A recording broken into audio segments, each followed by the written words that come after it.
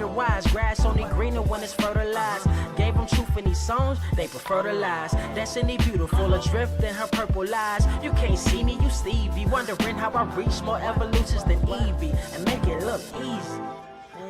Dream on, yeah. Dream on, Dreamweaver.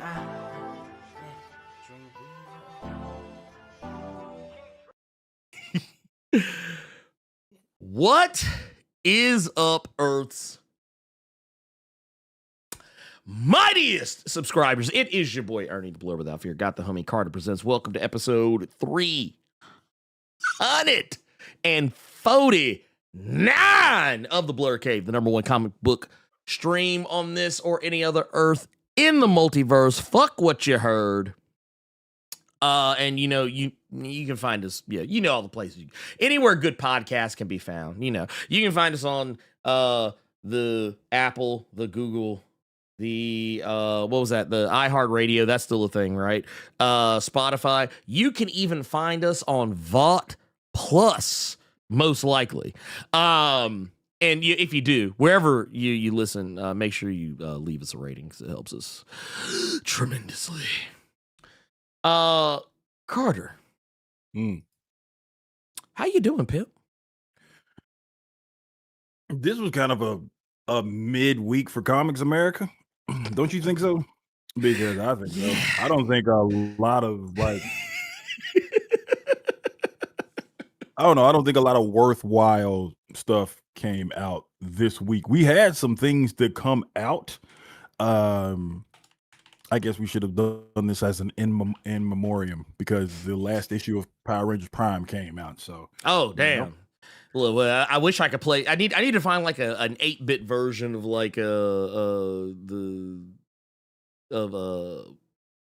that Boys to Men joint. And I'll take with me the like honestly that was like a hospice care release because I remember they had announced a ways back that the book was and you know what, shout out to Boom for that one because technically they could have did some green shit. They could have did some really green shit. Like they could have pulled a Ghost Rider on Power Rangers Prime. Because they announced the book was canceled, like I feel like months ago. But yeah, they kept like putting. Yeah, it was like good while ago. But they were like, "Nah, we're gonna let y'all finish. We'll let you finish."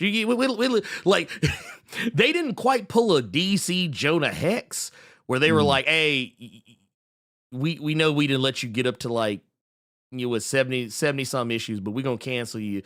But we're gonna let you go ahead and run for like another like." 40, 50, maybe 60 some issues, yeah, but y'all canceled. Okay, if you gonna say it correctly, they gave them the 34 extra. They got to close things out on 104 after some middle sales. But that's diabolical. That book was still good. Did you check out Web of Venom this week? Okay, you didn't. Cool. Yeah, I know you was trying to figure out a good diplomatic way. Yeah, say I ain't read that shit. So, okay, I'm gonna tell you what happened. I'm gonna tell you why I didn't read it. And this is gonna sound very counter to how I felt in the past. When I saw the cover, I didn't really know what I was looking at on the cover. And at first, for a split second, I thought I saw Rec Rap. Okay. Yeah. And I was like, oh, it ain't Rec Rap, so I'm good. I'm good. So I'm in the Google Play Store, I see it, and I also thought Rec Rap, and then I remember, okay, they're doing this new symbiote that's the Amazing Spider-Man colors. What the fuck is this? I was like, okay, fuck it. I'm in the bathroom. I don't feel like going right back to work. So fuck it. Let's skim through real quick. And I skimmed through, and I want my $3.99 back. Well, just because I wanted to see, like, okay, who is this? Is it still Mary Jane? Is it fucking Dylan? Is it? I know they ain't gonna make it Eddie. So who is this? Spoilers for Web of Venom #1. You want to know who was in the symbiote? You want to know who's in a Venom symbiote, big dog? Am I gonna be Don't mad? look it up either. Don't look it up. No. Don't look it I'm up. not. I'm doing something else. But I mean, I just want to ask. I just want to ask a quick question. Am I gonna be like? Am I gonna be upset? Shit, I don't know. Fuck it. You might not be. Here, try. Fuck it. Try me. Who in that hoe? Boomerang.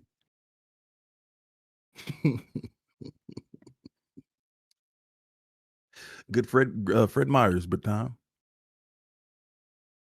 Yeah. Fred Myers. Well-known frenemy of the friendly neighborhood Spider-Man. No. I'm gonna say it like the book said it because I actually chuckled at this part.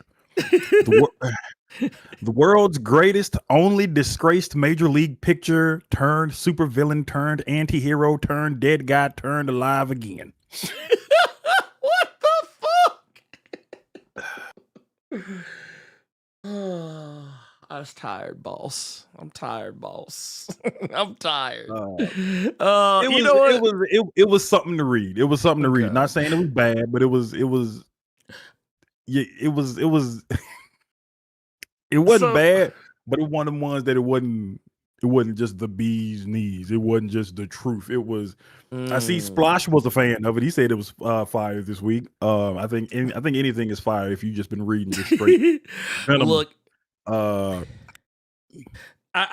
want y'all to know something about me. Mm-hmm. I know. This is why I always tell people that's why I actually asked Carter first. Am I going to be bothered? Am I going to be mad about this? Because I don't have the ability to hide what I'm thinking. That's why I always tell people, I'm the most honest person you'll ever meet. Because if you tell me some shit, like you come to me and you like, hey, should I do this? And you say something stupid, I'm going to look at you like it's going to be on my face. Like I'm going to be like, The highlight of that comic was Venom holding 3 boomerangs like they Wolverine claws and screaming "Freaks assemble," and then beating up the bad guys. What the fuck? I ain't gonna give you no context on what the fuck that meant, but I'm gonna leave it just like that. And John's right. That's why I don't bluff. If I say something, I'm dead ass. So here's my non-spoilery question for you, because that issue just came out this week. Oh yeah, what's up? Because again, even though this was a mid-week in comic books, there were some things that there came was some out. good shit. There was some good shit. Did you read Die Loaded? Which that's a horrible thing to say to somebody. Die Loaded. You want them to die high out of their mind. That's crazy. You know what? I actually have not gotten a chance to read the most recent issue. But but like I'm liking how it's shaping up thus far. Mhm. Like it's like Die Loaded is one of them books that kind of scared the shit out of me, because one, I was never sure if it was gonna come back. Yeah. And then it came back and I was excited, but the closer it got time to release, I got worried, because I was like, man, what if this ain't as good as the first jut? What if this what if Die Loaded is Die Cheeks? And then like when I first started reading it, I was like, I'm not gonna like, while like I thought like the premise of the newer one was really good. I was like, I'm gonna tell you the barrier for entry for me on that book. Okay. The daughter. Because the daughter was getting on my last nerve for a minute. You know you sound like me, right? When you give me flack for that shit, you know you sound like me. Right? But I mean, I'm being honest. Incredible Hulk all over again. Yep. No. Like honestly, when I was that was actually something I thought about when I was reading it. I was like, I said, yeah, this is basically like I said this book could potentially be my Incredible Hulk. Like as far as like how you feel about that damn child. But no, I mean no, it's good though because a lot of it kind of like straightened out as it was going. So yeah, it wasn't anything to be concerned about. Honestly, man, I was such a terrible comic book news person. When it was announced, I thought it was called Die Reloaded. But like but as it kept going, like the more I was like, oh wait, it's just loaded. But I get why it's called Loaded. But I also kind of wish that they would have put the loaded before the die. But I mean, you got to put die first. So it's like I get where my child gets their neurodivergence from. Anyway. You know what? Yeah, we are gonna do we might do like an impromptu one because you know what, there is some stuff I kind of want to thinking about that, and I just saw what you were talking about in chat. Yeah, that'll be a thing. Wait,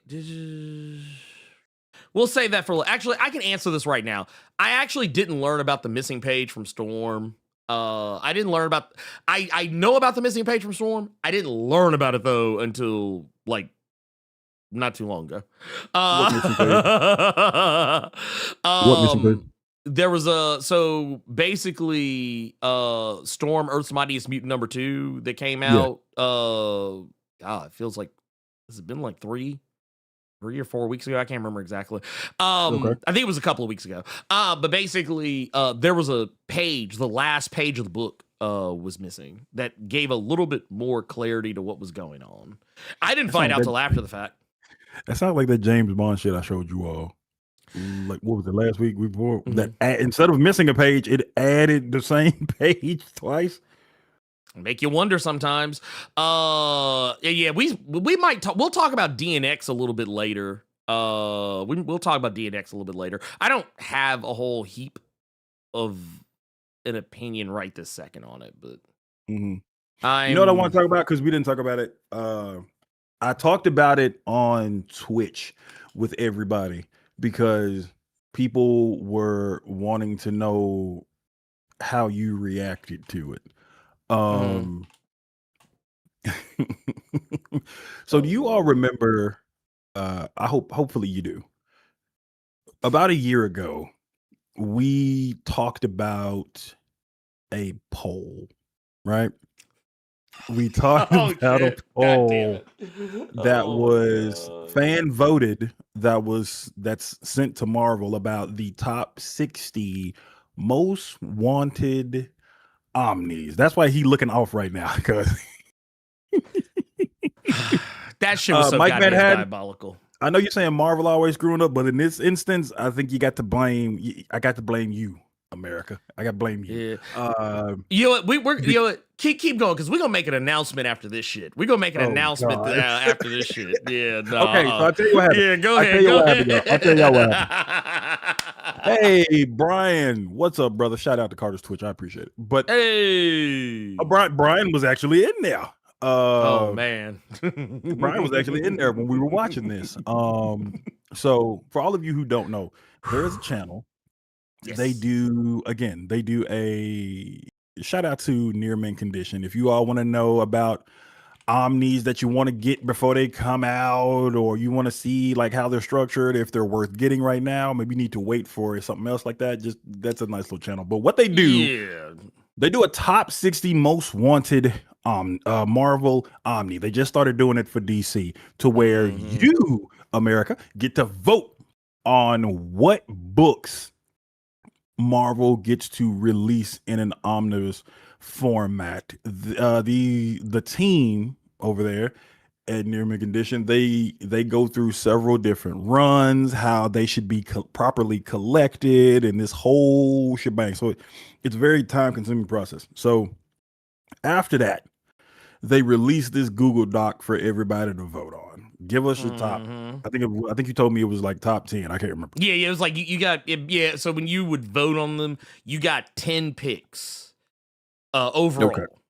Okay. Yeah. So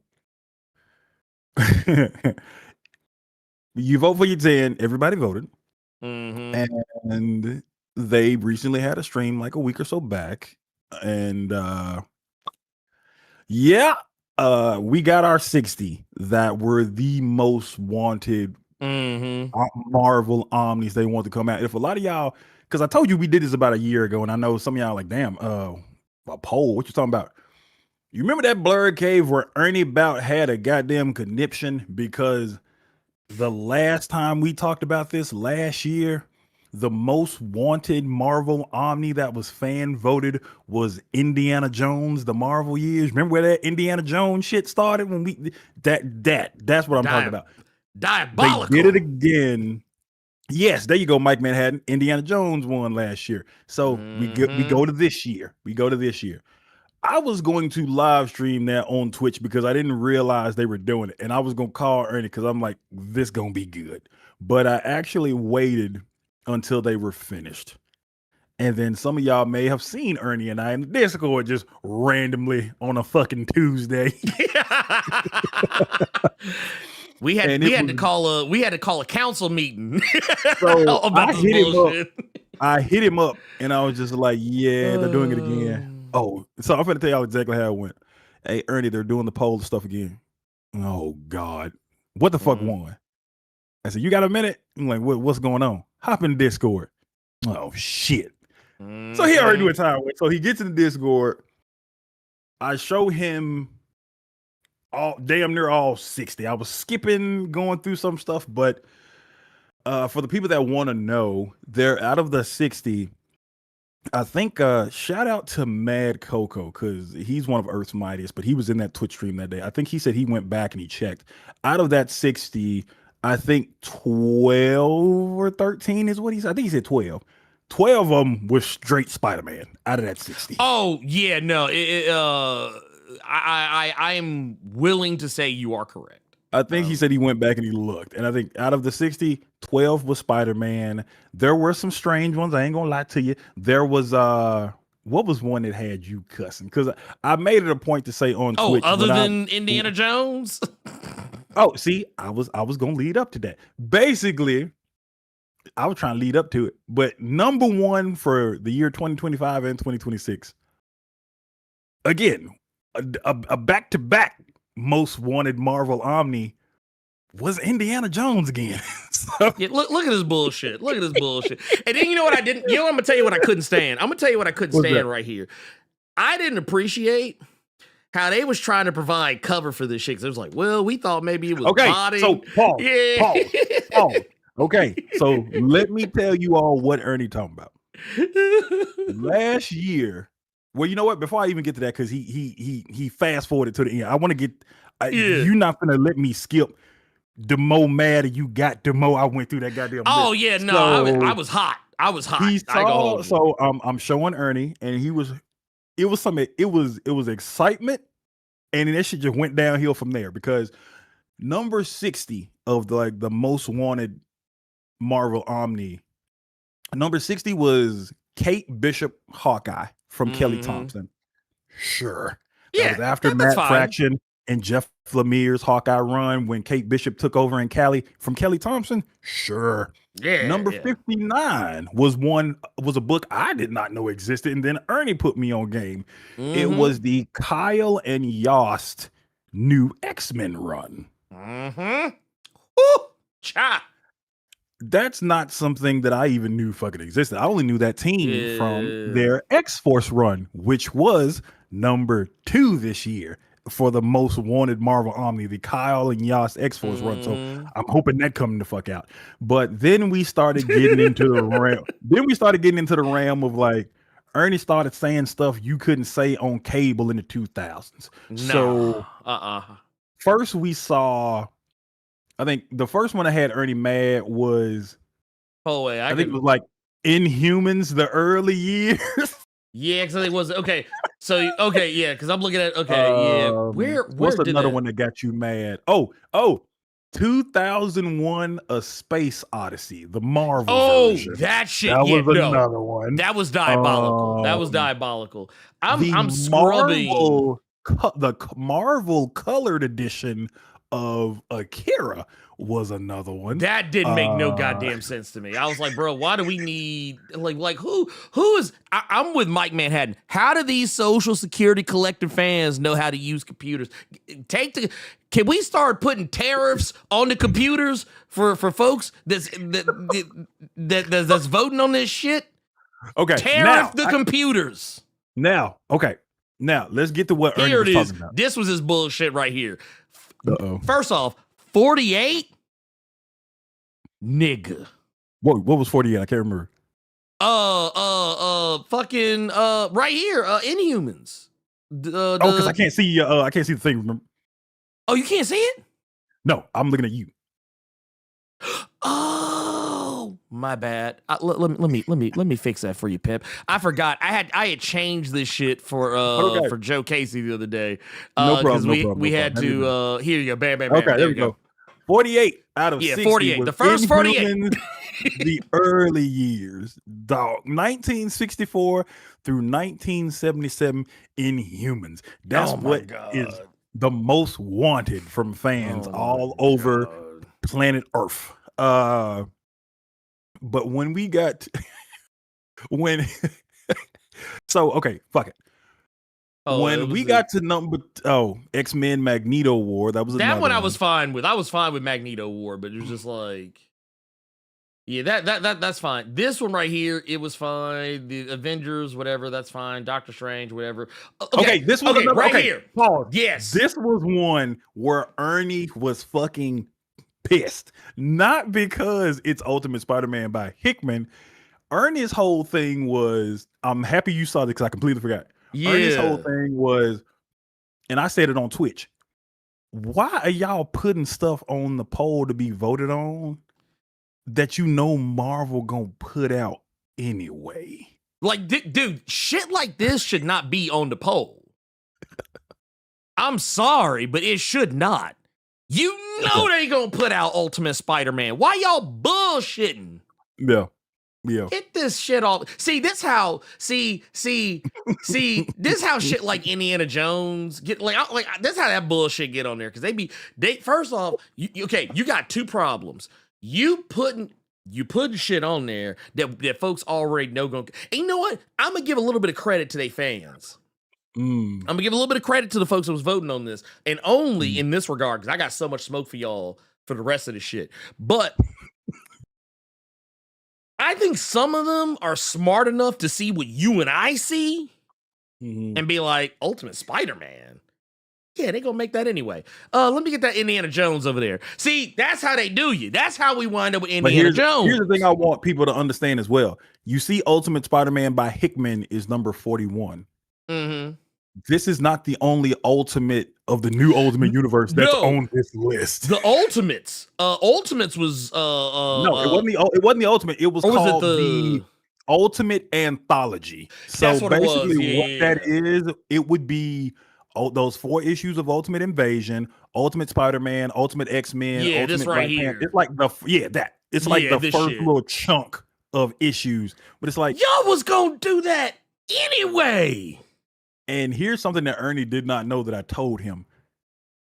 Marvel already kind of did, because there is a box set of the Ultimate Universe that you can get right now with Ultimate Invasion and the first trade of all the Ultimate Universe books. I can't stand these raggedy ass motherfuckers. Lord. See, yes, we got this type of shit that piss me off. Yeah. Like, okay, I'm gonna get like I think I even said this. I said, you know what, this Alpha Flight, I get it. Like, I get it. Because because to be fair, they've already released the previous 2, which I'm gonna say right now, I used to be that kid that would dunk on Alpha Flight back in the day. With the benefit of hindsight, Alpha Flight kind of slick cold because it was doing shit a lot of other books, even X-Men wasn't doing back then. So like I fucks with Alpha Flight these days, but Yeah. see, then they turn around and do, let's see, where is it at? No, that one was fine. That one was fine. That one was fine. Where to go? Quasar. Who the fuck checking for Quasar? Who is checking for Quasar in 2026? Get these old motherfuckers out of here, man. Stop.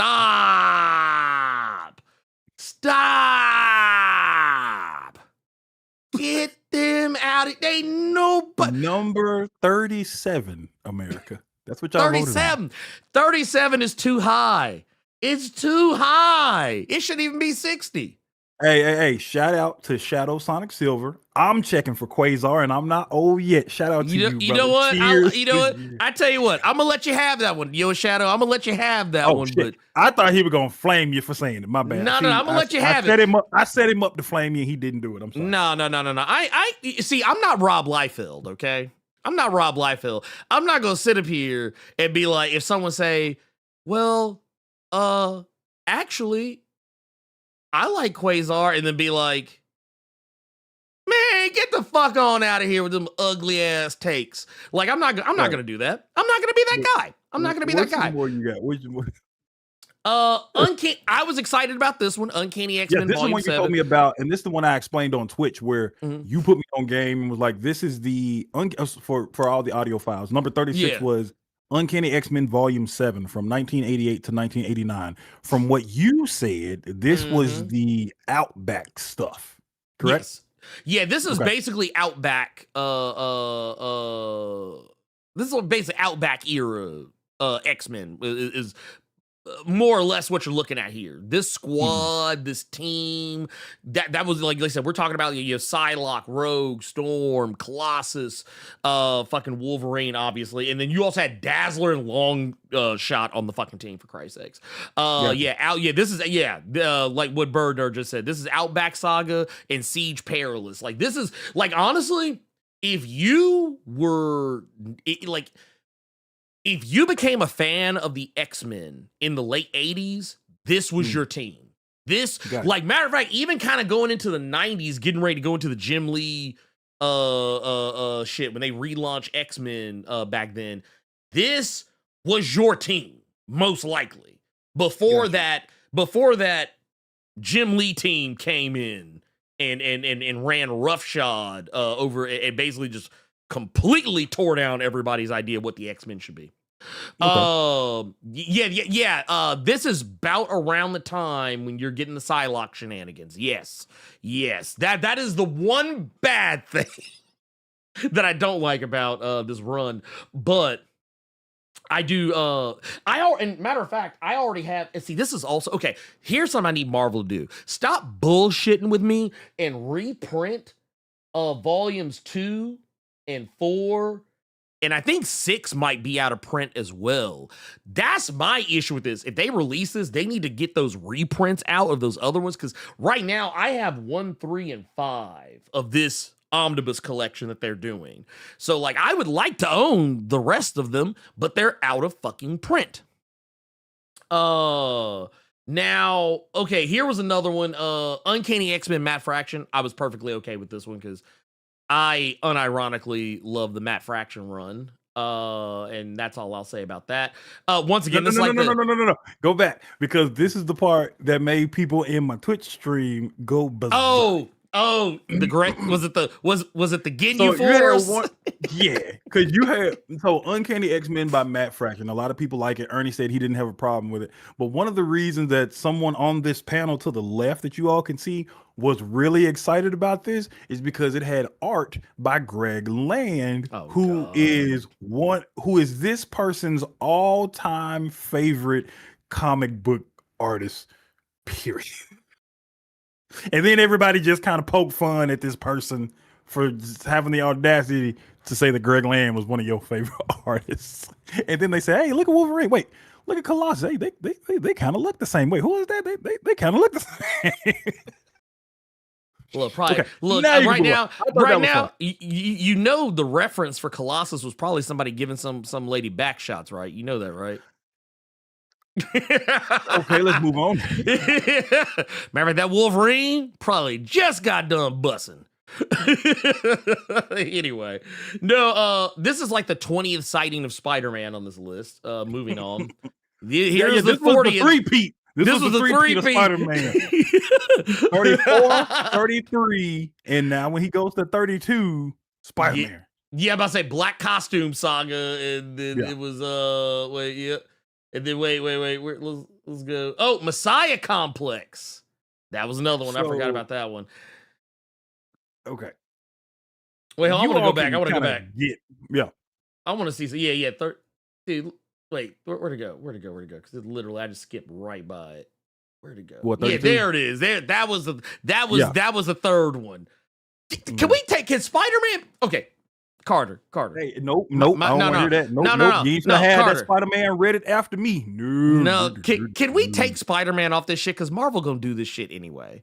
Spider-Man is the most popular character in Marvel, period. Mm-hmm. That motherfucker's a license to print money. You mean is Marvel really gonna sit here, look me dead ass in my face and say, yeah, man, we don't know if we're gonna print these Spider-Man books. Nigga, you know you gonna print some Spider-Man. You know. Okay. Mm-hmm. Anyway, let me get this ugly ass. I don't even want to talk about Messiah Complex. The less said about Messiah Complex, the better. A few people were giddy about this one. Ghost Rider, Johnny Blaze from 1972 to 79. There were some people that were giddy. I'm with this one. I'm okay with this one. This is fine. Yeah. This is fine. This is because at least it's some shit that you probably don't see all the time. Yeah. I mean, it's volume 1, so you ain't seen it ever. So yeah, this will be good for the Nicolas Cage fans out there. Go ahead. Yeah, go ahead. And then this one, this bullshit. Bullshit. He got so unnecessarily angry when he saw it. Because it don't make no sense. Why we doing this? Just because it's got Marvel on it, we doing this bullshit? It's some bullshit. That boy said he thought it was Machine Man. I mean, I'm just saying, but you know what? Oh my God. Get the shit off my goddamn How screen. the hell is Ghost Rider lower than a Space Odyssey? A space? Dude, see, this is why I'm tired of these old motherfuckers on here on these votes. They got to go. They got to go. See, here's what we do. Don't put that shit on the internet. Just send out a phone call or something and be like, hey, it's time for the poll. Don't put that shit out there where they can find it on the internet. These motherfuckers have got smart. They are learning.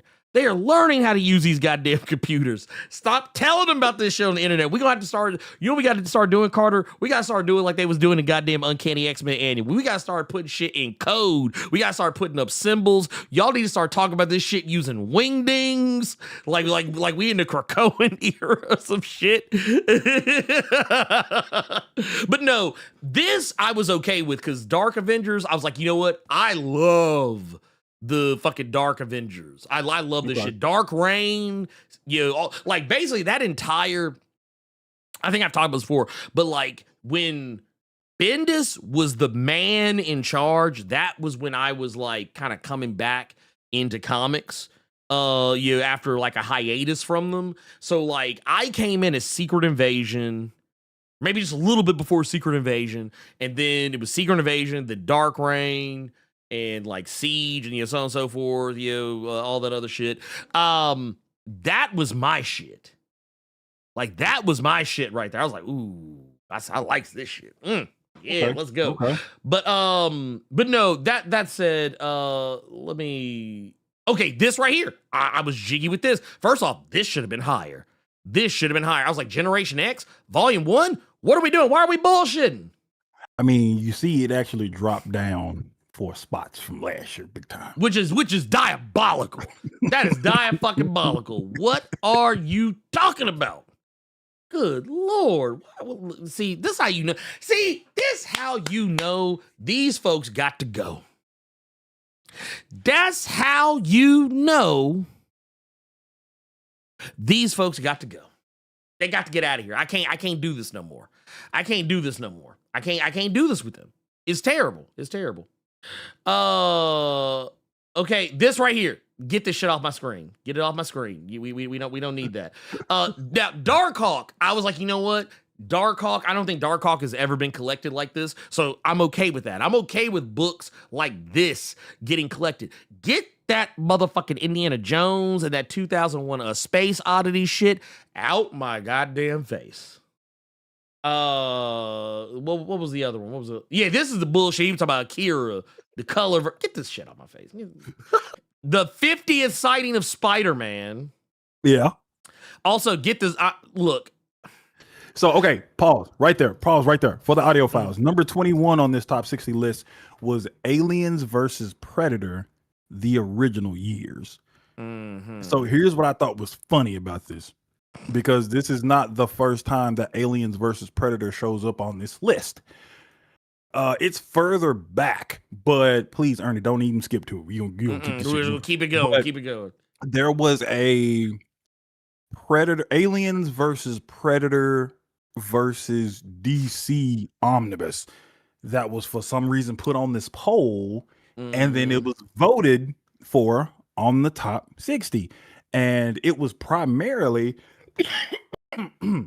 like Aliens versus Predator versus like fucking Wildcats, Predator versus Batman, Predator versus Superman, Aliens versus Predator versus Suicide Squad. It was a lot of the older like Dark Horse AVP stuff. And their reasoning for this was because Disney got Fox, so Alien, Predator. But my whole thing was, and this is what I told Ernie. Yeah, they got the aliens and they got the Predators and all that jazz, but like, okay, they came out with the DC Marvel Omni, and we got Batman, Deadpool, Superman, Spider-Man. I feel like that's the reason they put that shit on there.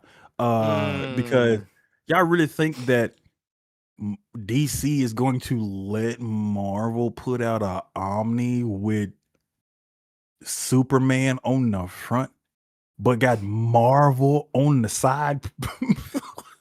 Get out my face. I highly doubt that. That's probably mixed up in so much chicanery. That shit ain't coming. But hey, it was in the top 60 though. But please, Aliens versus Predator, the original years was number 21. Ugh. Wait. Oh, so yeah, this right here, top. So that's irrelevant. Fuck out. Yeah, this right here, this doesn't matter.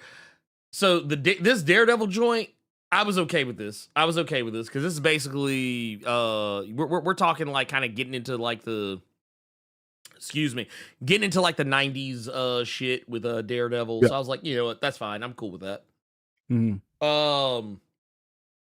Here is the 100th sighting of Spider-Man on this list for some shit you know they were gonna fucking print anyway.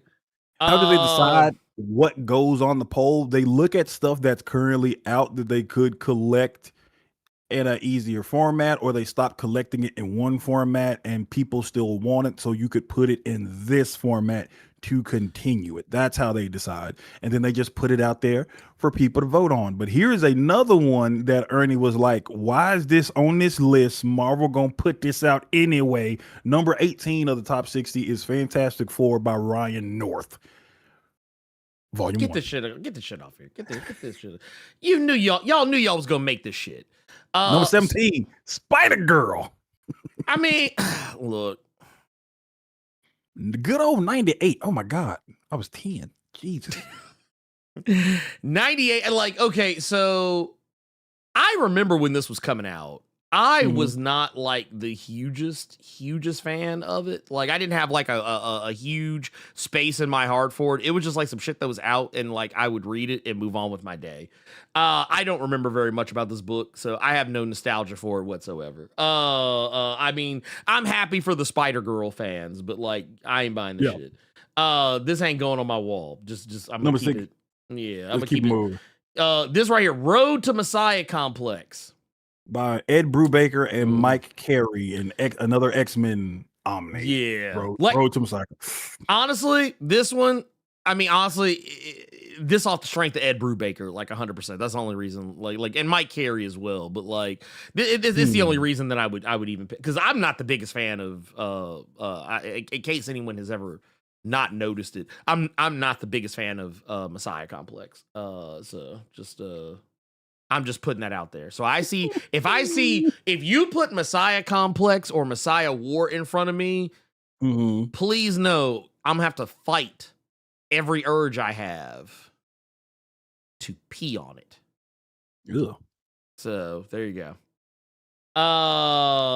Let's see here. Where is Exiles? Okay, that was it. Exiles. Okay. I mean, don't get me wrong. Y'all couldn't see what he just did. That was just so.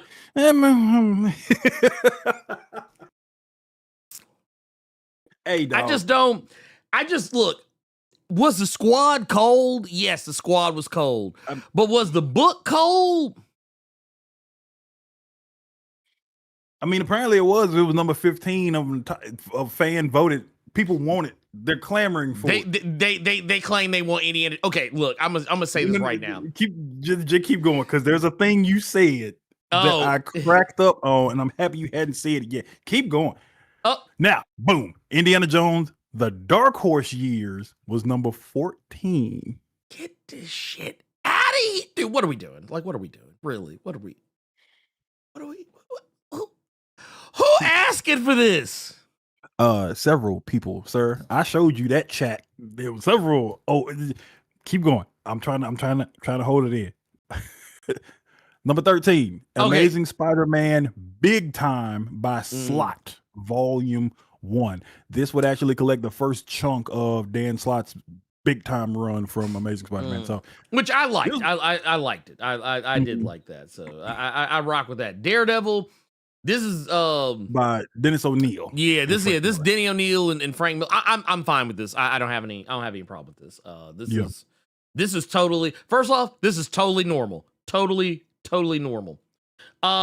Where is X Factor Inferno Aftermath? I'm like, X-Men. Yeah. X-Men Inferno Aftermath. Yeah, I mean, I'll take it. I ain't mad at it, but yeah, still. Punisher Greg Rucka. This is one I actually kind of I laughed at.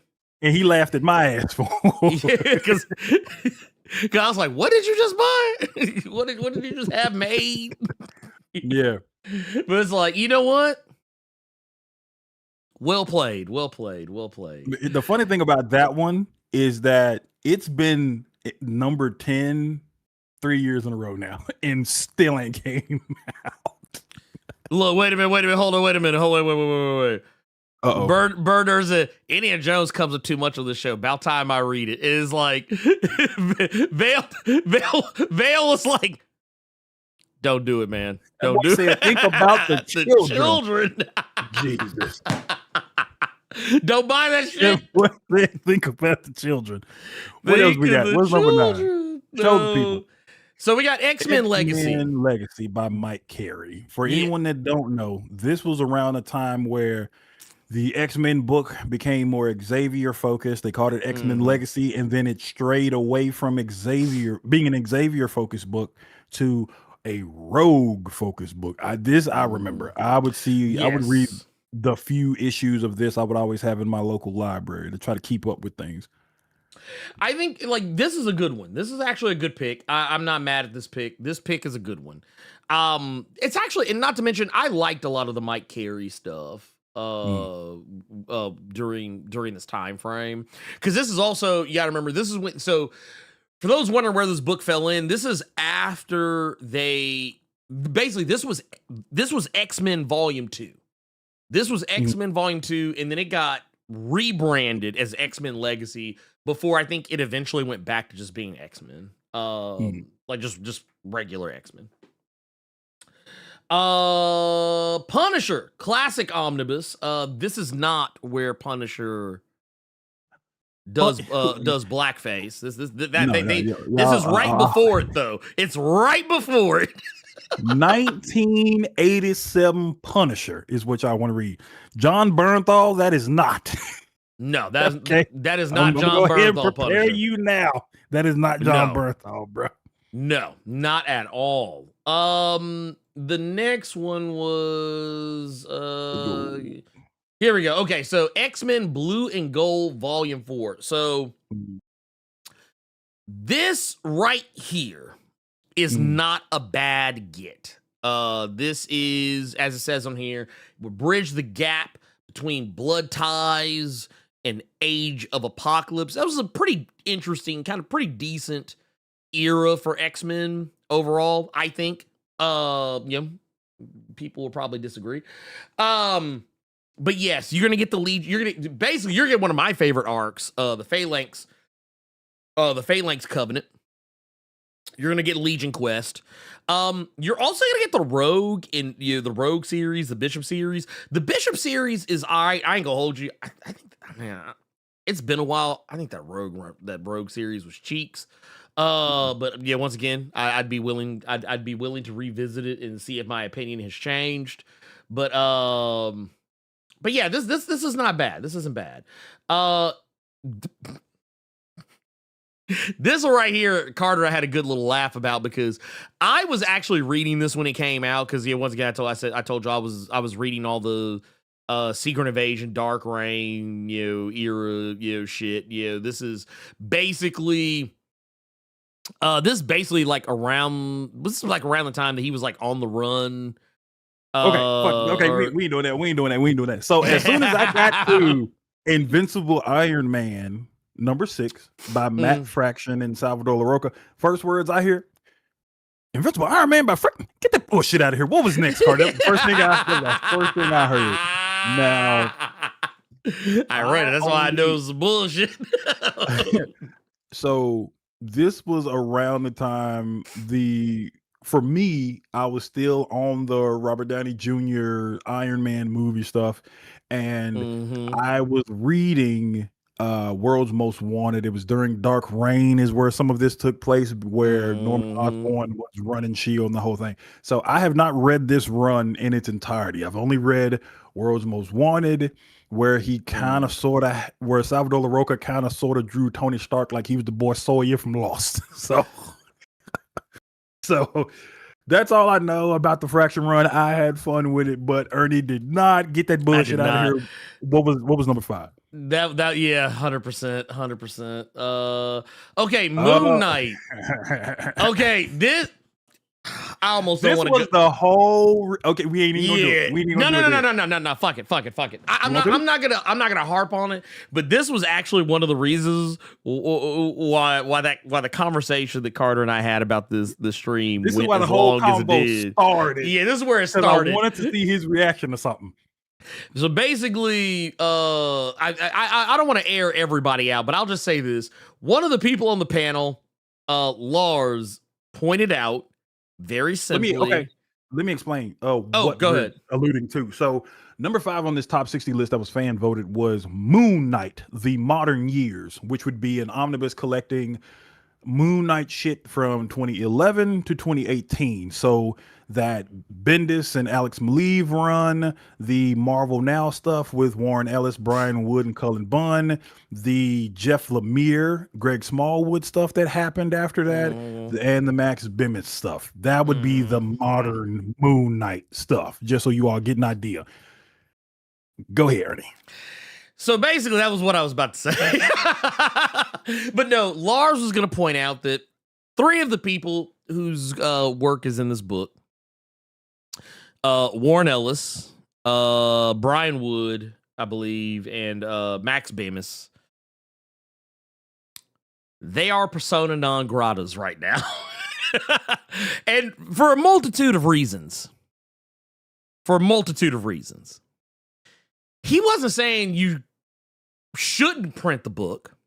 He just pointed out they might have some difficulty with it. Yeah. He said he could see why Marvel wouldn't put this particular book out. Right. Because basically you're trying to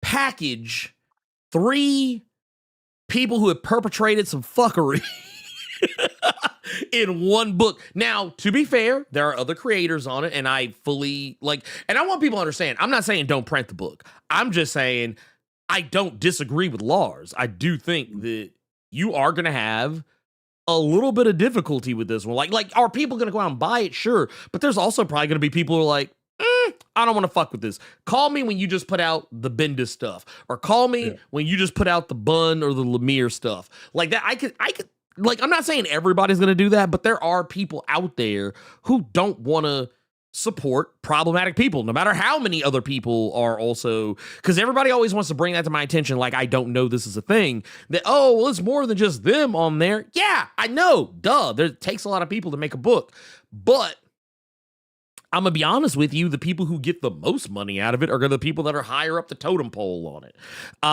And you know, sometimes people catch shrapnel. It just is kind of what it is.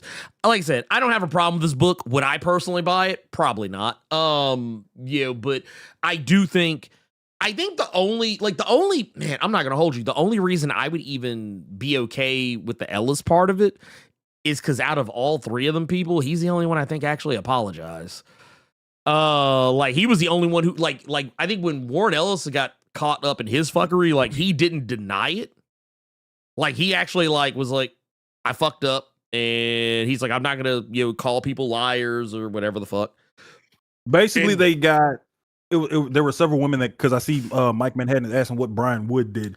So Brian Wood, Warren Ellis, I don't know about Max Bemis. I didn't know about that one, but like with those two, trying to use their status in the industry to get laid.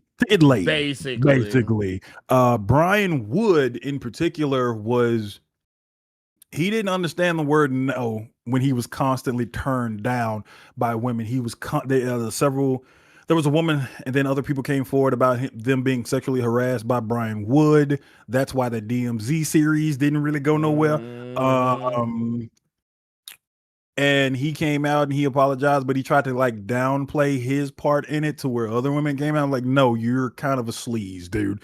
So that was the main thing. That's what Brian Wood did, Mike. And like the thing with Max, for those who don't know about Max Bemis, I don't think his wasn't like the same shit. It was something else. As far as I know. But basically it was like he basically got CPS called on him because of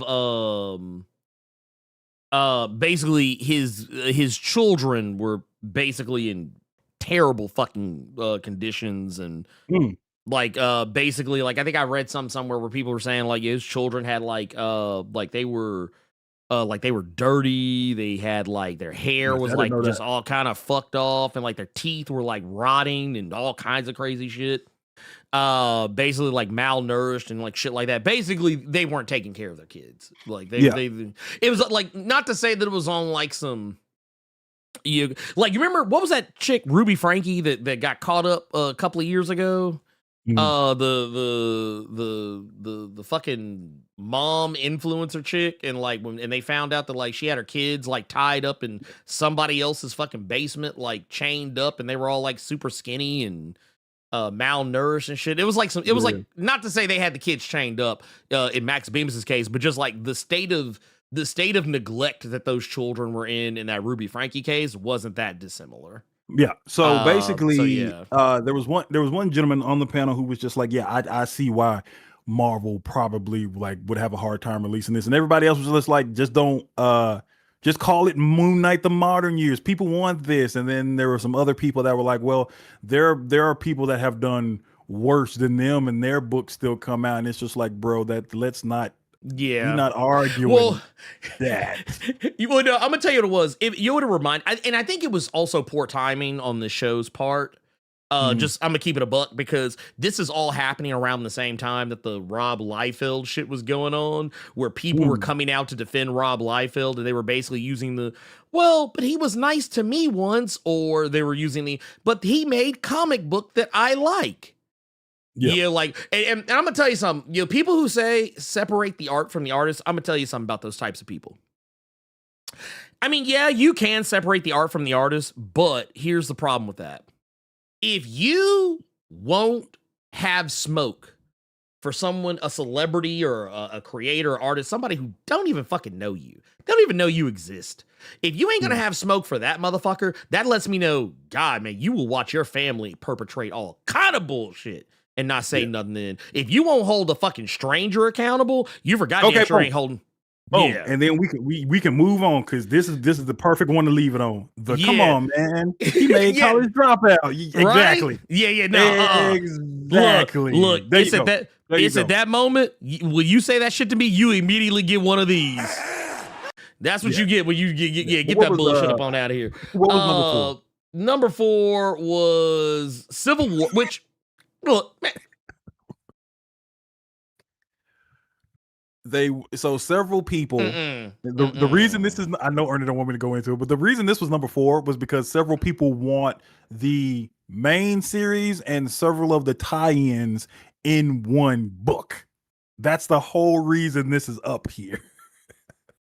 Let's get this bullshit out of my goddamn. They just want 2 giant books that were Civil War. This being number 3, X-Force by Kyle and Yost. You could collect the entire run with the tie-ins, with the other events that were a part of that book. 2 of which are on my shelf right now. You could have it all in one book. I would love if they do this. Yeah, and this I would buy. I would buy this. Yeah, I would absolutely buy this. But there's one thing that pisses me off about this whole list. With all the Spider-Man that is on this list, and I love seeing Kyle and Yost X-Force run be number 3. With all the different Peter Parker Spider-Man books that are on here, I was really upset that Scarlet Spider that Chris Yost did was nowhere. Was not in. They said all the Spider-Man we saw, we didn't even see like the damn good Scarlet Spider. The actual good Scarlet Spider. What was, I forget, what was number 2? Numero dos. So we already saw the X-Men Blue and Gold volume 1. So now we got Blue and Gold volume 2. And this kind of same. This basically, or no, I think, was it 3? It had to have been 3, I think, or whatever the case was. Anyway, this is Mutant Genesis to Blood Ties, basically. Like, you're getting fatal attractions and all that shit. Wolverine getting the adamantium snatched up off his skull cap. All that good shit. Like, this is actually not bad. I actually like this right here. I like this right here. This is a good pick. And number 1. And that's when we get to Indiana Jones' raggedy ass. Which, I'm sorry, there's no excuse for this bullshit. There's no excuse for this shit. Everybody who voted on this shit need their head kicked in. Okay, so the reason I'm happy Ernie stopped it right here was 2 reasons. Number 1, first thing to say, when they showed this, several people in that chat lost it. Several people. Dude, what was the one dude said? What was one dude in the chat said, man, on DC, we got more sense. They say we got more sense over on DC here's side. The thing about it. It was funny because half of the chat was going off and pissed. Another half of the chat was like, this is what I voted for. I would absolutely buy this the day it came out. So here's the thing, y'all. Last year when we talked about this, we didn't bring up the fact that several people, and the people on the panel even said this, were saying that, you know what this was? This was a bunch of Indiana Jones nerds on Reddit or somewhere. They all grouped together and just flooded the polls, and that's how Indiana Jones won. So what Ernie has on the screen right now is they said they got more data this time. So the people that voted for Indiana Jones started reading comics before 1990, before 2000. They owned their first omnibus by 2010. Voters who own 100 or less omnis and voters who own 200 or more omnis. Basically, they're trying to tell you that nobody flooded the ballot box. These were actual people that voted for it. And if you go in the comments now of that stream, you see several motherfuckers that sit there talking about they voted for that Indiana Jones. And then Ernie made a comment because at this point, Ernie was just up the wall. And then there was this one guy that gets put on the screen, old dude says, I voted for this as my number 1. And then that's when I hear, I swear, Carter, I can't wait for these old motherfuckers to die.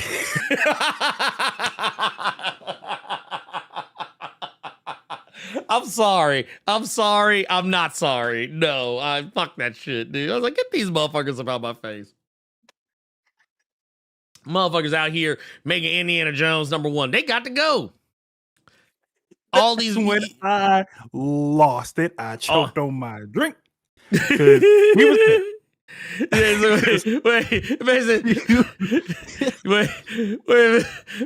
George Lucas ain't even cool with this. Well, here's my thing though, because you know what? They voted for this shit. So when Marvel prints this shit, when Marvel prints this bullshit and it don't sell. So here's what I said. If Marvel print this bullshit and it don't sell, y'all know what I'm gonna do, right?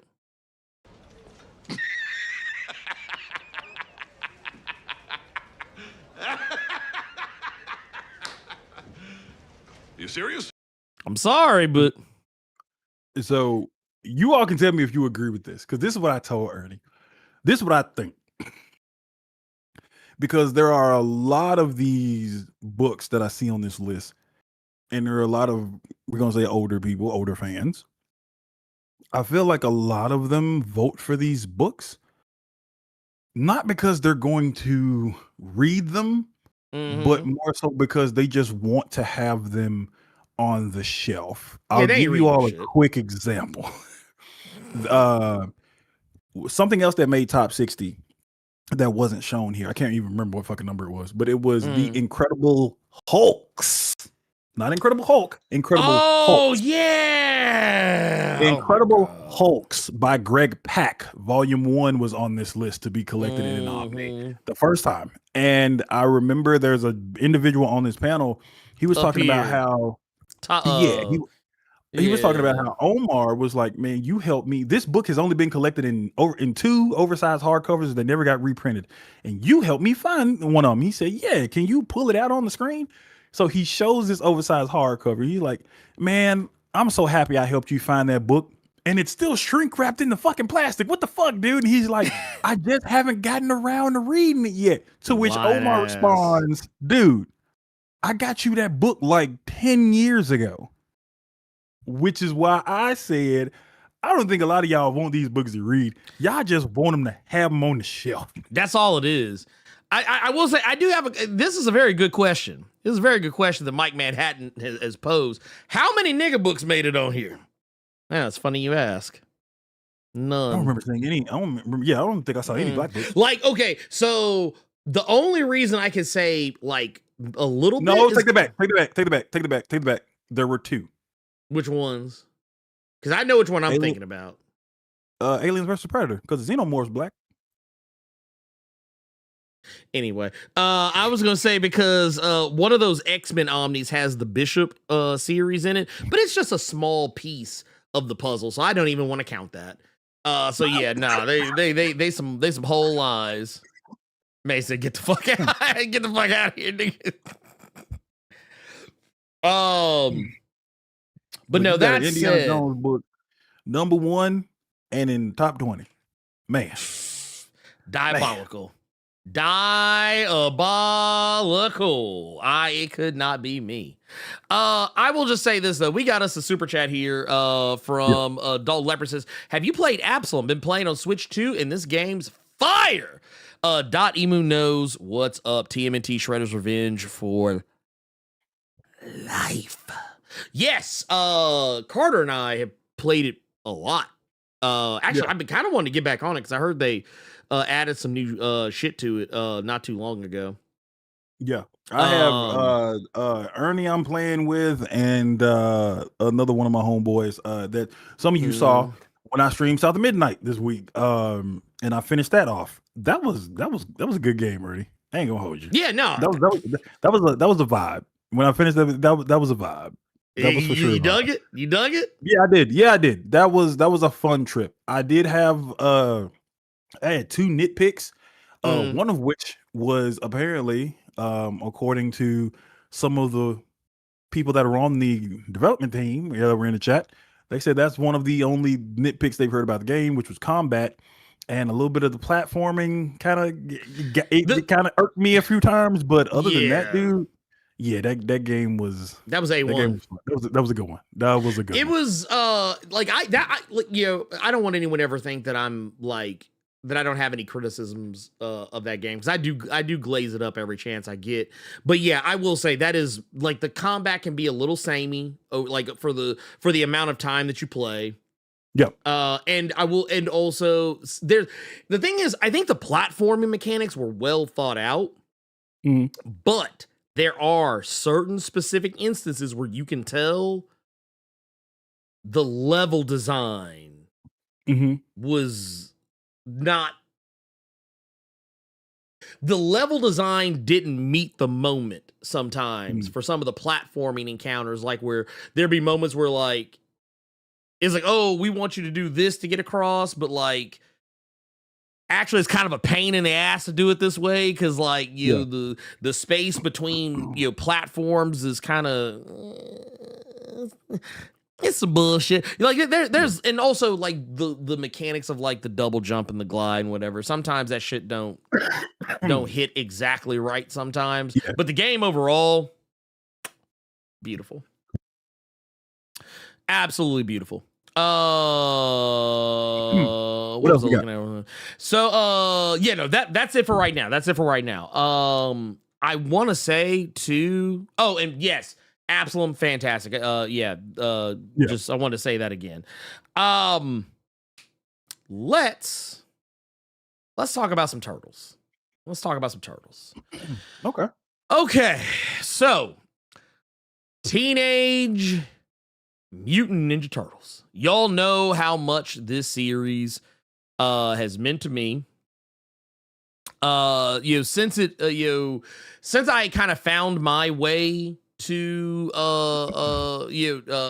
this series, having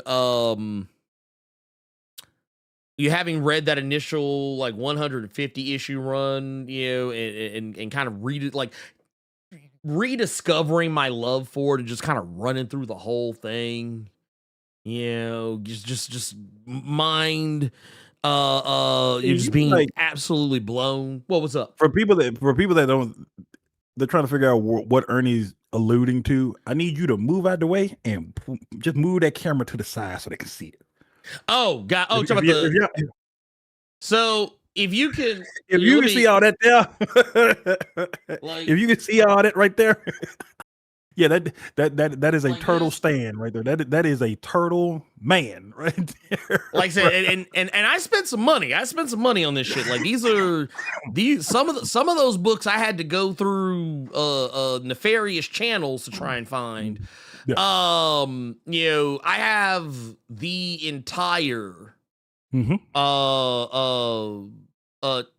Mutant Ninja Turtles 150 issue collection, and also have some of the Jason Aaron collection that has been released, like what Carter's pointing at right there. That is also something I have. Now I want to make something clear when I say this. When Jason Aaron was put on the book, I was very excited because I knew that he understood what the assignment was. Yeah, I knew that he was going to tell a good story. And when we picked that story up, and here, let me move this back over here because we're done with that. But I understood that he understood. He told a story that really kind of showcased the dynamic of the brothers in a way that I don't feel we had really done before. Like, we've done the Turtles falling out. We've done the Turtles, butting heads with each other. We have done the Turtles being one big happy family. We have done the, hey, we get along most of the time, but man, when we don't get along, we really don't get along. We've seen all that shit. But I feel like Jason Aaron did something that was really special. He broke the Turtles up and then brought them back together. And it all culminated in like what I felt was a really epic 12 issue run. Now you fast forward from that, and we get a new writer. Jason Aaron has left the book. And I don't know if this was always the plan. I think it was, maybe, but Jason Aaron, he has moved on from Turtles. That man is firmly within the backyard with the bug wars. Yeah, and he's trying to put his stamp on Superman, mileage may vary, but he's gone. Yep. Somebody else had to put on the bandana. Somebody else had to put on. Yeah, somebody else had to step in, and it was none other than Eisner Award winner, two-time, maybe even three. Shit, I know at least minimum two-time Eisner Award winner, Gene Luen Yang. Now, this was a big get. Because once again, I just said you got an Eisner Award winning writer. Won an Eisner for what was it? Superman Smashes the Klan, and was it Lunar? Was something Lunar something love story, something like that. I forget the full. That was one of those titles I always get mixed up on what comes first in the title. Lunar New Year love story or something like that, I think is what it was. I can't remember exactly. Anyway, point of the matter is. Bad motherfucker, right? Bad motherfucker you got coming in on this. Also, to my understanding, the first Chinese person to write a Teenage Mutant Ninja Turtles comic. And then you bring in a fire artist. Mm-hmm. You bring you've collected a fire writer to be on the book. So yeah, the only way that you can back that up even further is to put a fire artist. And who do you get? You get none other than Freddie E. Williams II, which is, like I said, you can see right here. It's like, for those of you who are familiar, like if you ever read what was it? Was it because Freddie E. Williams, I remember correctly. I know he did like the He-Man and Thundercats. I think he did Batman and the Did Ninja he do Turtles. Batman and the Turtles? Yeah. He did Batman and the Turtles. He's done a lot. I mean, Freddie E. Williams, bad motherfucker. Okay, bad motherfucker, bad man, absolutely bad man. That said, the question remains. Did this book take the baton that Jason Aaron handed out and strike out running? Or did it trip and stumble? That is the question. And I'm going to tell you, I know I had said in the past couple weeks I was kind of like in and out on it. I actually sat down. I reread it last night. Issue 17 is what it's on right now. So he's had 5 issues to play with these characters. Yes. And put his stamp on it to take the baton and keep running with Jason Aaron. So what are you thinking? I enjoyed it. I've enjoyed it. So the thing that I can say about this is going to be one of those where I'm going to say a lot of nice things. I'm probably going to say some things that that maybe are less so. But I'll say this. If you want to, I want to talk about the positives first, because there's lots of positives. The positive is that sometimes when you get a new creative team, new writer comes on, and sometimes storylines that have already technically been tackled end up getting like rehashed. For whatever reason or another, and that can always be boring because it's like, wait a minute, didn't we already do this? We did this already, right? I could have sworn we already did this. No, you don't have to really worry about that with this series. This series does do a very perfect continuation from what Jason Aaron was doing. The boys are back in town. They are, as I kind of alluded to earlier, that the Ninja Turtles were divided, they were split apart, and they had to kind of find their way back to one another. Well, in this, they are back to being a unified fighting force that is pretty much a well-oiled machine. They're pretty much a well-oiled machine.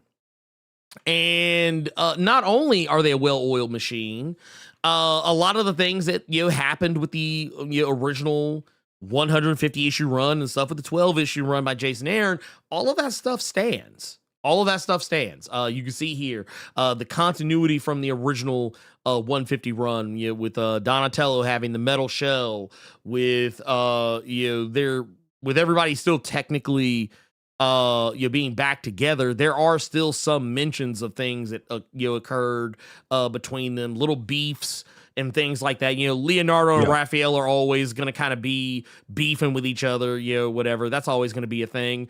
But stuff like Baxter Stockman still being pretty large, and in charge with everything regarding New York. This stuff with there being a little bit of unease between the Turtles, and not so much the unease between the Turtles and Casey Jones, because that stuff has been squashed. But like, you can tell that there's still some weirdness regarding when Casey ran off with Karai. You can still tell there's shit going on with between Karai and the stuff that was going on after she kind of disappeared from the Turtles books before they relaunched the series and things of that nature. Lots of that stuff is still there. They're introducing new characters right here, which, by the way, I love this shit because this dude snatched this motherfucker up in his PJs. Look at this man's in his PJs. That's Baxter Stockman, in case nobody knows.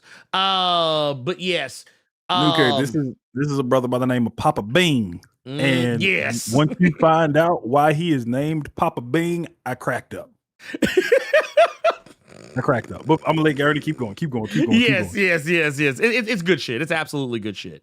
But now there is also the introduction of a new, I don't want to say antagonist, but just more of a foil that is introduced into the story. And if you read the first 12 issues of Jason Aaron's run, it becomes I will say this: when this character was initially introduced here, I'm just gonna pull them up. So this right here is Ujigami. Yeah. So Ujigami is a very interesting character.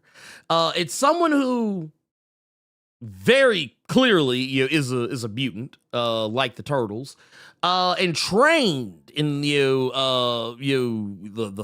fighting arts, very similarly to them. And with everything that's been going on lately, in between all the between the 150 stuff coming up to Gene Luen Yang's run, there were characters who have been missing. And it would be very easy to be like, ooh, I wonder if this character is that. They're is this some secret disciple of Shredder? Is this some is this Jenica having come back and hiding under a mask? No, you don't have to worry about that. We've already done that storyline in the Night Stalker book, or Night Stalker, Night Watch, or whatever it was. And then when it comes to Venus de Milo, well, we know she off doing other shit. She good. We're and we know it's not Alopex. We know it ain't Alopex. We any of the characters we could have assumed ooh, he's a character with a mask. Who could it be? We kind of know, we can kind of account for a lot of different characters. But one thing I will say, and I tell you what, it's gonna be difficult to talk around this, so I'm just gonna go ahead and fucking say it. And honestly, I don't think it's that big of a secret, because they basically kind of let you know off rip, damn near, that it is Splinter. And if that is a surprise, I don't know how, and I'm gonna tell you why. Okay, so Splinter, whenever Splinter wants to hide in plain sight and shit on the Turtles right quick,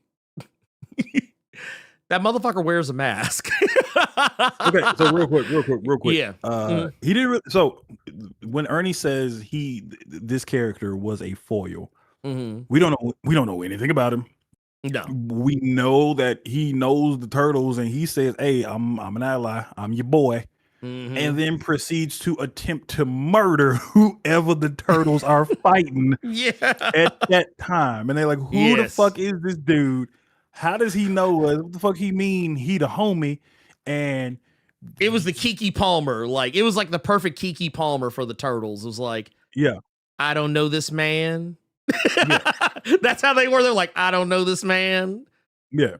I know some of you all might be like, I see some people in the chat. He got reincarnated into a pig this time, because if you read the previous 150 that Ernie had on that Mhm. shelf, that I don't want to know how much money he spent on it. You know, We don't that talk about it. Splinter, you know that Splinter died in those books. But if you again, if Mhm. you read the Jason Aaron stuff, you know that he came back. He came back. He came back. But yes, yes, Volley, Splinter out here not playing. So No.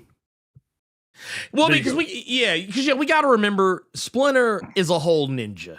You know, like, we can't forget that, like, Splinter was out here in these streets, especially when you consider the current iteration of this Ninja Turtles. This is a Ninja Turtles who Splinter is not a rat who watched somebody do martial arts and ninjutsu and shit like that. Yeah. Splinter is a person, like the whole like Hamato Yoshi is Splinter. It's I just think that that's he is reincarnated. Yeah, I think that's one thing that a few people, I know you had the one, who is that? Mike Manhattan saying he got reincarnated into a pig this time. Because I think just as an FYI, or just to kind of bring a lot of you all up to speed, who your turtles, you know the turtles, but you don't know the current turtles. This is a new thing. This was not Yeah. a rat and turtles who just got caught in the ooze and was watching Karate Kid and then just got dangerous. No. These were actual human beings. These were actual four brothers. Like, if that you were, yeah, go like ahead. like these, like, this is like Tang Shin right here. This is Tang Shin. These are the turtles back during, like, feudal Japan. Yes. You know, these brothers, like, these were actual, like, matter of fact, just to make it even, like, this right here, this is Hamato Yoshi, like, right here. This is what he used to look like before everything happened. But the thing here is that in this universe, and you can kind of see it here, Shredder basically hemmed up Yoshi after he had his babies. And yes, that is actual Shredder. Like, that's actual Shredder. Shredder as well lived back during feudal Japan. Yeah. And when they had the whole, like, your kind of Foot Clan insurrection, whatever, Shredder was the one who basically ended up holding the reins. And the first thing he did, his first order of business, was to go after Yoshi and basically clap all four of the turtles, or once again, as children, basically behead all four turtles, Yoshi's sons, in front of him. Yeah. And then Yoshi himself. So yes, the turtles, when they were human children, they were murdered.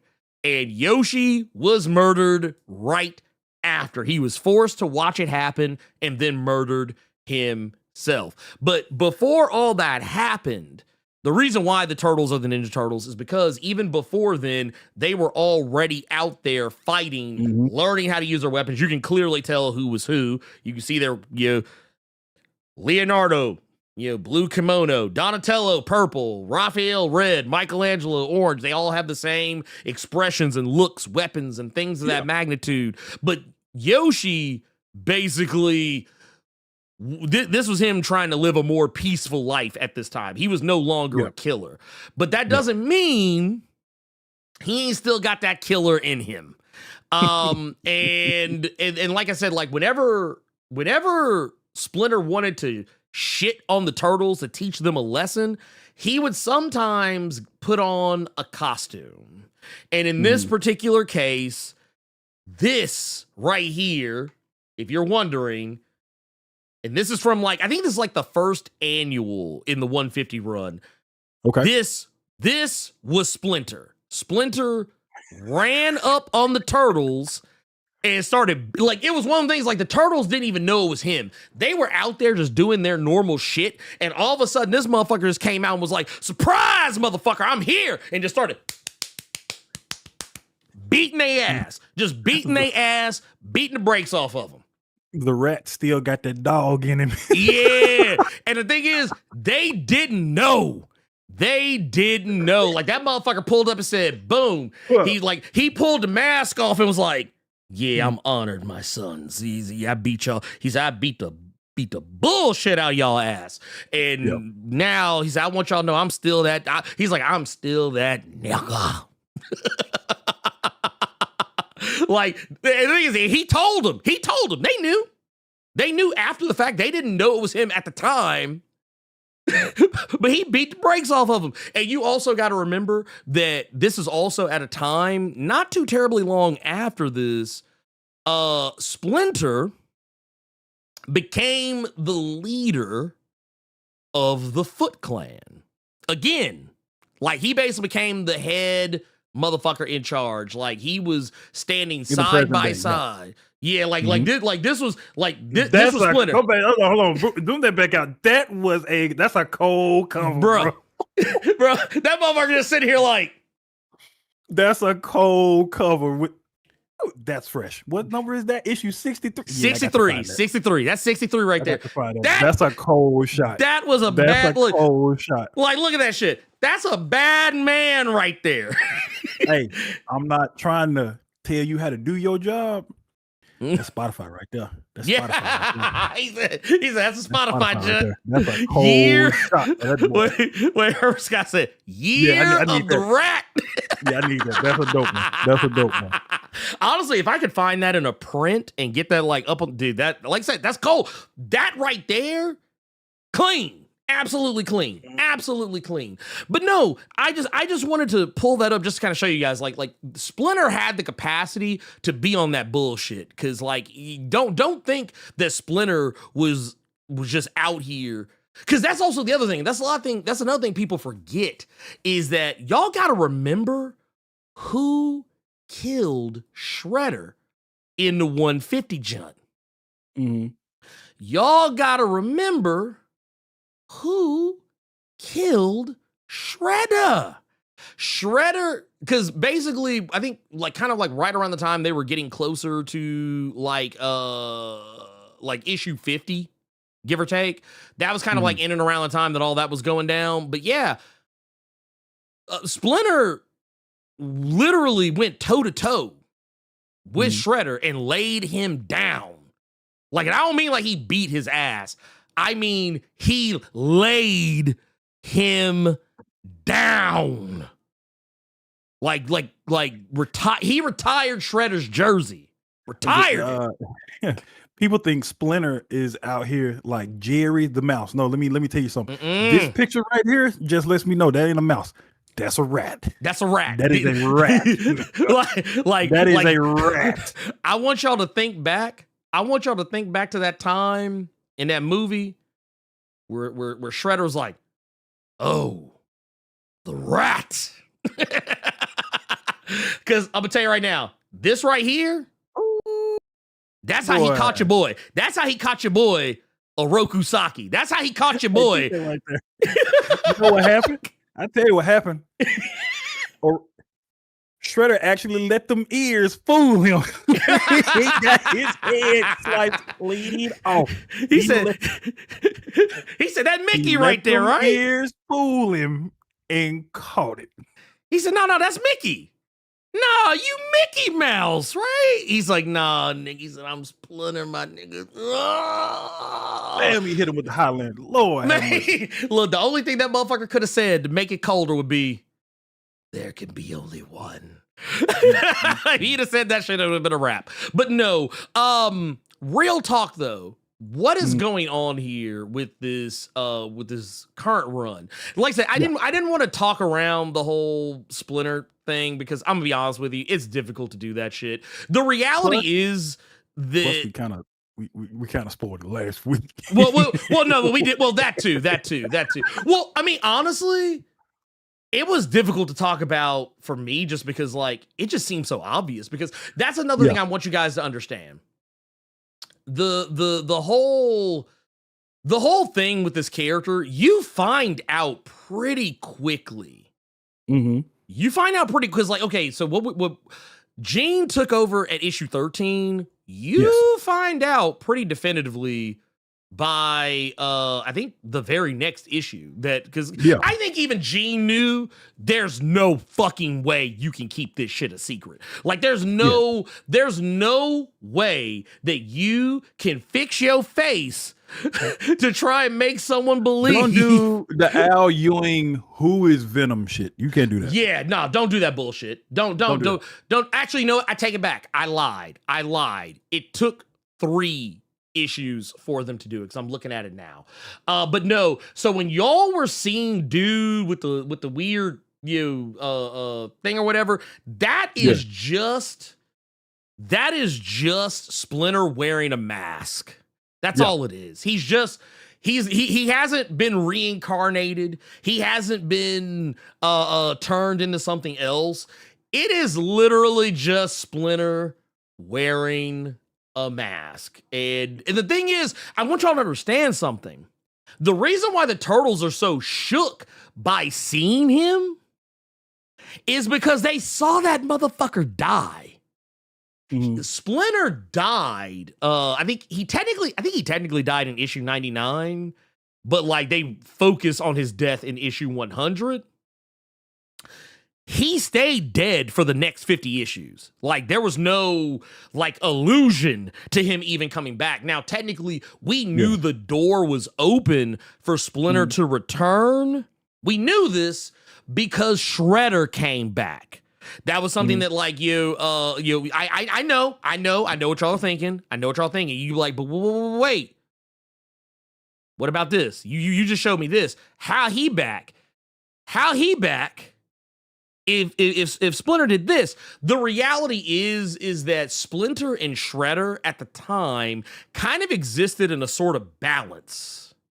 So when,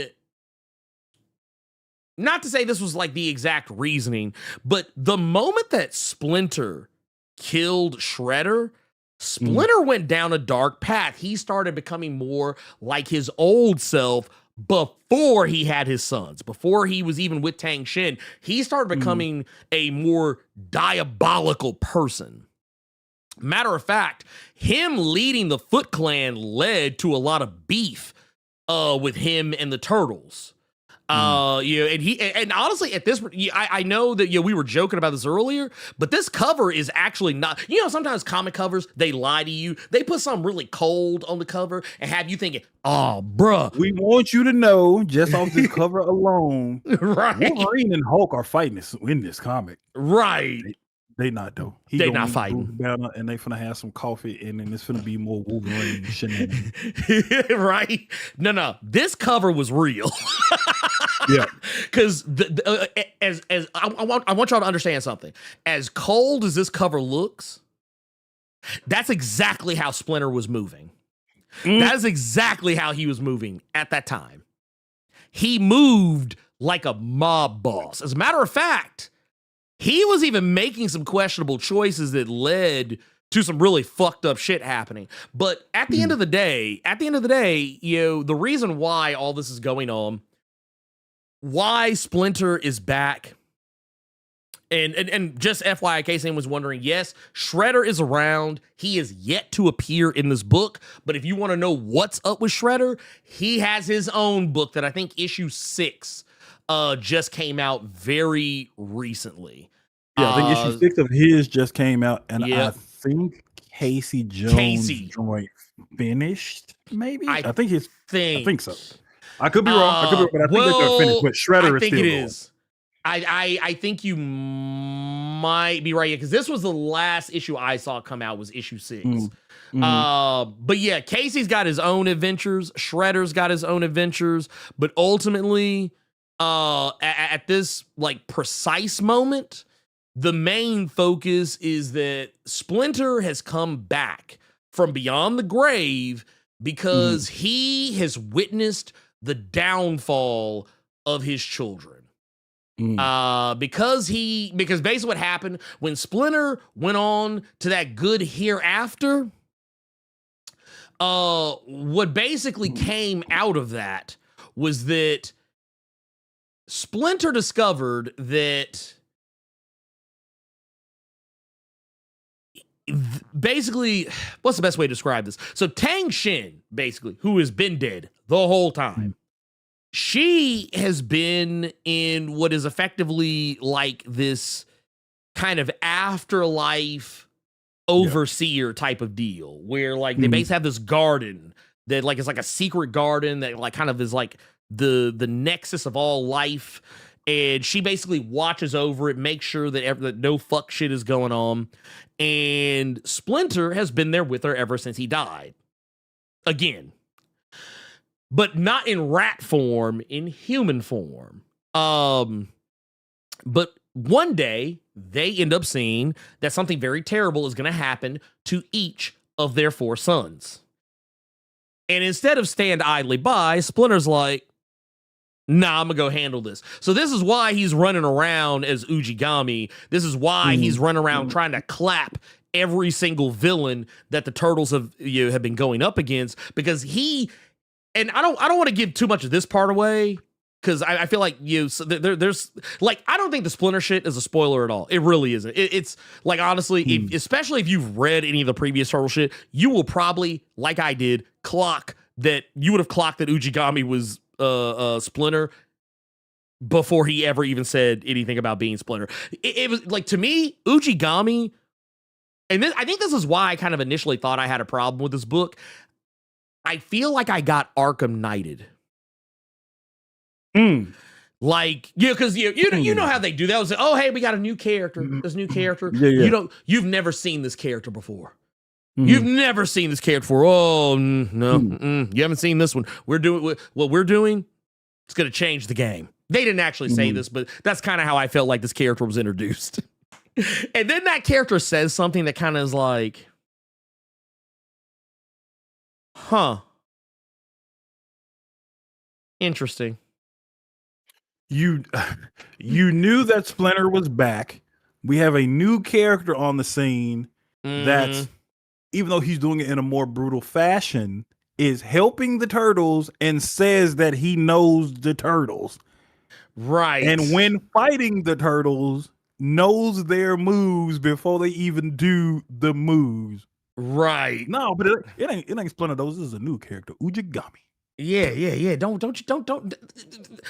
Pocket sand. Don't worry about that shit. Don't worry about that shit, man. You think, man, look, y'all thinking way too hard about this shit. Y'all thinking way too hard about it, man. Look, this is, no, man, don't worry about that. We good. Don't you worry your pretty little head. But no, the reality is that, yeah, it becomes painfully obvious, really, that, yeah, this guy is it's Splinter. It's pretty obvious. Yeah. Now, there's other aspects of the story that, yes, I'm going to stay away from, because I think, even after that, that's when I feel like you do actually get into spoiler territory. But just know that there is an actual new character that is introduced that I find interesting. Even though I kind of laugh at her name. I laugh at her name, but I do think she is a very interesting character, and she was introduced, like, I think by issue like 14, 15-ish of the book. 15. I think like 15 or something like that. But her name is Shinigami, which is what she is. You see her as a cat at first, and I think in 15 is when you actually see her. Yeah, you see her, and she's working with Karai. Karai is back. Well, technically Karai's been back, but now she's actually kind of being a little bit more large and in charge in the story. Karai was around in the first 12 issues that Jason Aaron did, but she wasn't really doing. I mean, she was doing stuff, but she wasn't doing anything that you needed to be immediately concerned with. It was she was doing something that was set up for later. And ultimately now she is back because, spoiler alert, you probably can figure this out. Ujigami, one of the people that he thinks needs to go is Karai. That's one of them. The other one I'm not going to talk about. But just know that it's going to be rough. It's going to make things pretty difficult. And I will say this too. I do appreciate, I'm not going to say how, or I'm not going to say what happens, but I will say I do appreciate how Gene handled the reveal of Splinter being Ujigami. As far as how he handled it with the turtles, the aftermath of figuring this out, because once again, this could easily be rehash territory because we've already seen the turtles fall out with Splinter because of the Foot Clan shit. And it also could have taken several issues to find out who Ujigami is. And it only really took 2, maybe 2.5, maybe. So maybe. I'll give credit. Yeah, I'll give credit. He did not pull an Al Ewing at all. I do like this. So they can put Tiger Claw in the comics now. I think you might get that. I think you might actually get that. I also like this right here. So you go to NY, you got to check in with Splinter and them. I mean, that was kind of the case, actually. Splinter, one of the things I loved about Splinter is that when he ran the Foot Clan, that no-kill policy he had with the Turtles, that shit went away. Because that was one of the reasons why the Turtles didn't like him during that time frame. And that was, it took about 50 issues. It took about 50 issues for them to get right with Splinter. Michelangelo was the one who was the hardest on Splinter because he was like, bruh, you had us out here training us, doing this, da-da-da-da-da, yada-yada. Now you out here killing folks? Michelangelo, I think, was the one that was the most disappointed. Matter of fact, even when he saw that the other turtles were kind of slick fucking with Splinter after that shit, as they had found out, Michelangelo's like, oh, this the kind of time y'all on? He's like, this you? He said, Leo, say it ain't so. Say it ain't so, Leo. But hell, he turned in his nunchucks when that shit happened. He was like, nah, man, I'll take that shit. Nobody was feeling it, but Michelangelo was taking that shit the hardest. That motherfucker ran off and started hanging with old Hob. That's how hard he took that shit. But no, that's what I did like about the whole deal, though, because it is unrealistic for characters called Ninja Turtles to have a no-kill policy. Ninjas, well, that's not the only thing they did. It's it's the thing that they're most associated with. So when you think about a ninja, you're gonna be thinking oh yeah, these motherfuckers clapping folks. But I mean, the reality is that a lot of the shit the Turtles did technically should have killed people. It's kind of like Batman. A lot of the times, you go back and watch the movies too. You remember that shit the Turtles did where they did that whole they went back to back on the shells and squash dude between them, that should I'm not saying the dude should have died. He got a concerto with turtle shells, bro. Right? That motherfucker ain't eating solid food no more. Okay. Now, this is what I want, because you've done a lot of praise. You've done a lot of praise. And you say you wanted to get all the goodness out of the way with this book, which there is a lot of good. There's a lot of good. I want to hear the constructive criticisms. I want to hear the issues you may have. Okay, so constructive criticism. Let's hear it. I feel like the last 2 issues that have come out, 16 and 17. Yeah. I don't feel like that is hitting as good. I think, okay, 13, 14, 15, money. 16. Actually, let me rephrase that. Issue 13 and 14 and 15. That's cash money. Okay. Issue 16, that's store credit. That's store credit. 17, I'm still wrapping my thoughts around it, but I'll just say this. I don't like how I feel like they're doing this thing where they're kind of bringing in these elements that, well, I feel like they perfectly fit within this universe. I feel like shit is just happening. And I don't know. Maybe I am missing the narrative. Maybe I'm missing the narrative. But like when there's a point where like a giant skeleton shows up and I just kind of roll my eyes when some of the stuff that happened afterward had happened. Like, you know what it is? Shit's happening too fast. Like there's like they'll jump from one shot to the next shot. And while I don't have a problem with with this happening in books, this happens all the time. But I feel like there's moments where some things are happening that don't make no goddamn sense. Yeah. Like the shit that's like, they're never really, they are explicitly clear about what's going on with Karai. But the thing is, the plan that Karai has, which involves Shinigami, seems so half-baked. And the thing that I hate when villains do this, when they have a plan, and it's like something incredibly obvious that could go wrong with the plan, and the villain doesn't see it coming. They just act so surprised that the plan went pear-shaped. Like the plan just like turned like the plan went ass over tea kettle. Like this should never happen. That should never happen. It happens, and they're like surprised Pikachu face.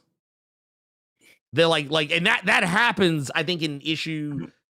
I think it actually happens in issue 17, like where the plan that Karai and Shinigami have, it goes backwards. It goes ass backwards on them, and they're just like,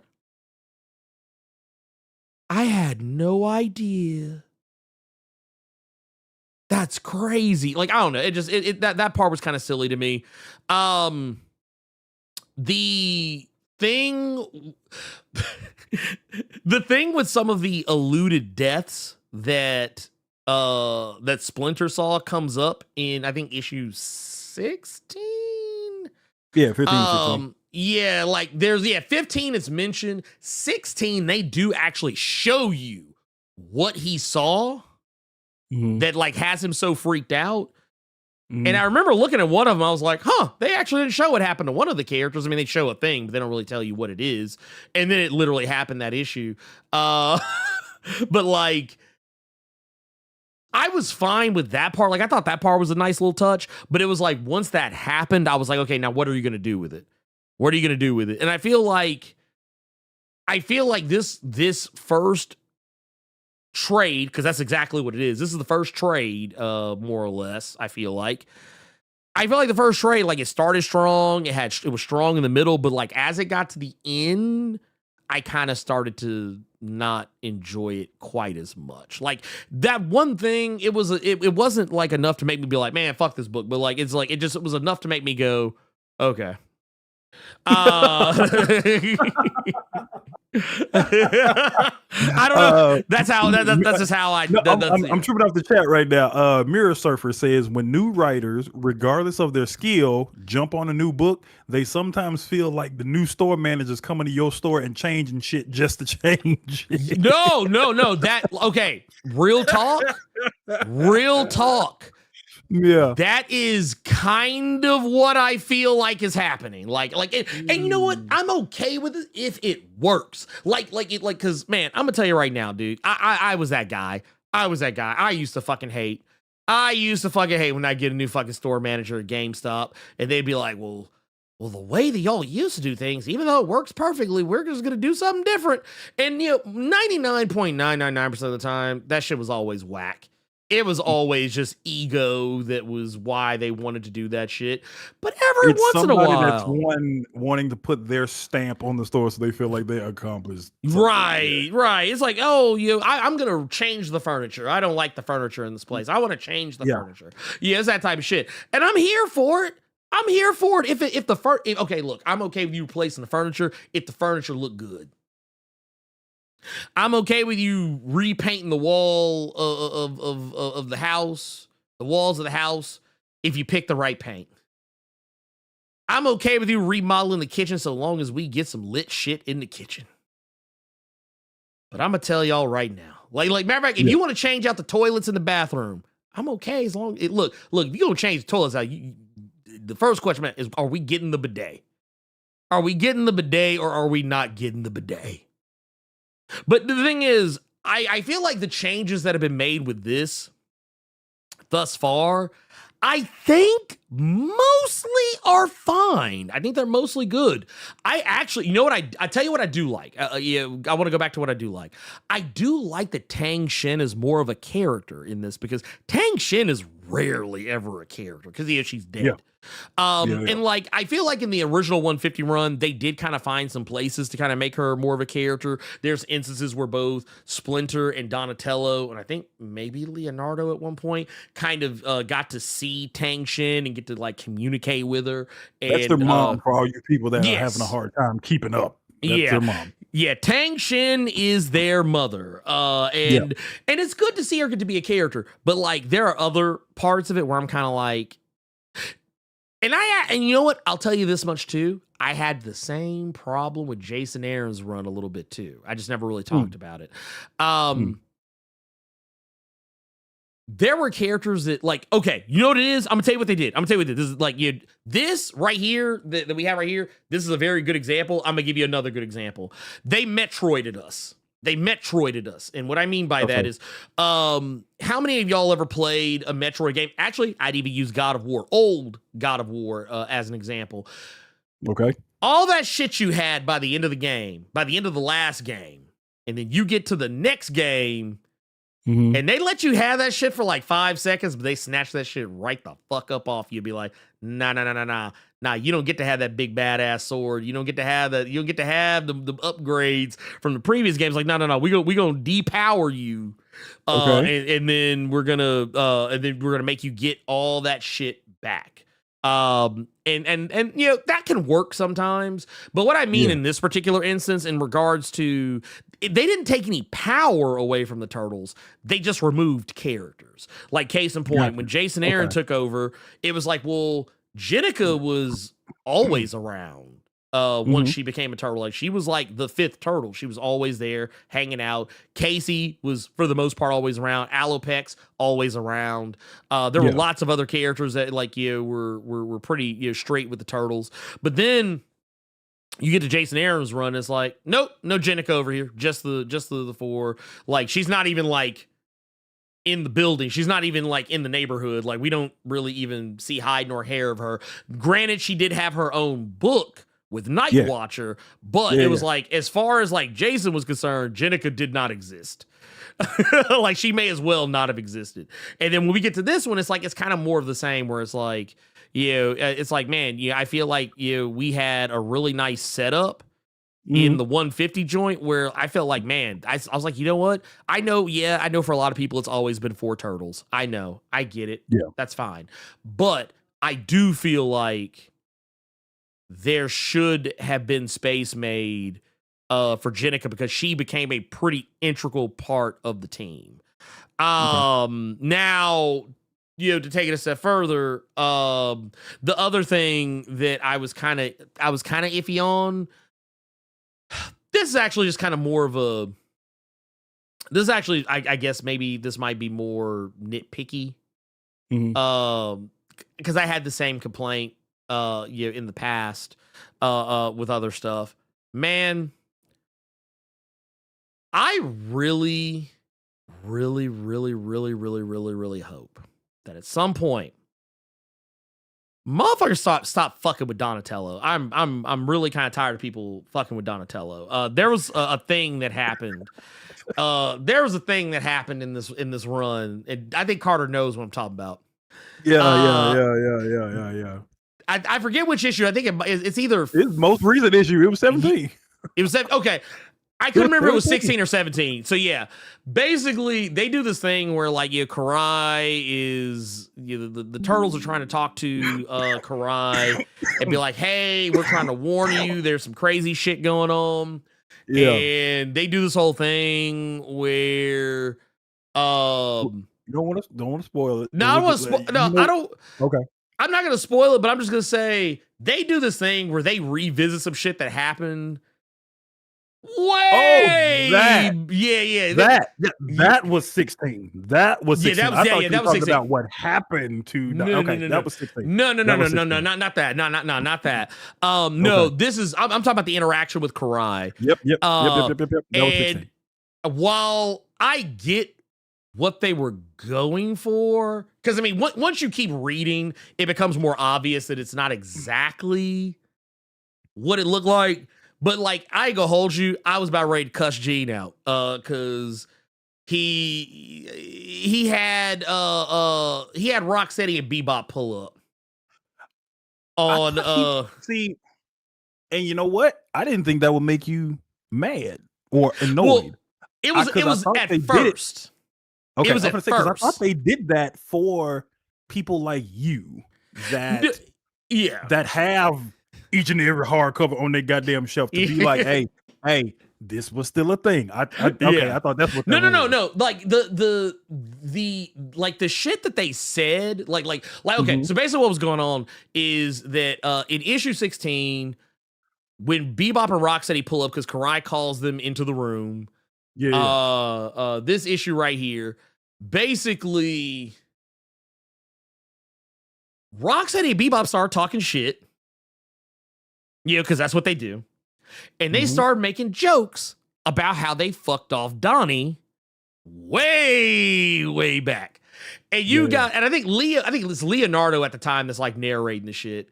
But like Leonardo's like, oh, like I can sense I can sense that Donatello's uneasy. I can sense his fear. If you look at him from the artist actually made him look a certain way when they made their comment. Yeah, and I was like, you know what? I was like, it was one of those things where it was the framing of it at first. It got cleaned up almost immediately. But I ain't gonna hold you for about at least half a minute while I was reading those pages. I was like, no, this man ain't gonna sit up here and try and make Donnie have PTSD about this bullshit. Because I was like, Donnie done been past that. Donnie done been past that. That was like, we talking like that shit happened in like TMNT like 25-ish, 28, something like that. That was like if I remember correctly, and like I said, I might be misremembering timelines here, and I am perfectly willing to cop to that. But to my remembrance, that shit happened so long ago that I'm like, I don't think that shouldn't even be a factor. It really shouldn't matter. But I was like, you know what? Whatever, let it be a thing. Yeah, if it's got to be a thing. Or no, wait, I take that back. It was like 40. It was issue like 40 something. But still, it was so long ago and so much shit has happened that I'm like, and it's not like Donatello hasn't seen Bebop and Rocksteady since then. Yeah. It's not like he hadn't seen them since then. So I was like, hell, he's seen bigger and badder motherfuckers. So here's what that sounds like to me, and then I'll just give my perspective on these 5 issues. Go ahead. What that sounds like to me is maybe that's where Gene left off reading Turtles and didn't read that other shit. I mean, it could be possible, but no, I do want to make it clear though. I jest when I say this, but it did kind of like when I'm being real though about this part. Yeah, it did. I was a little taken aback at first. Okay. When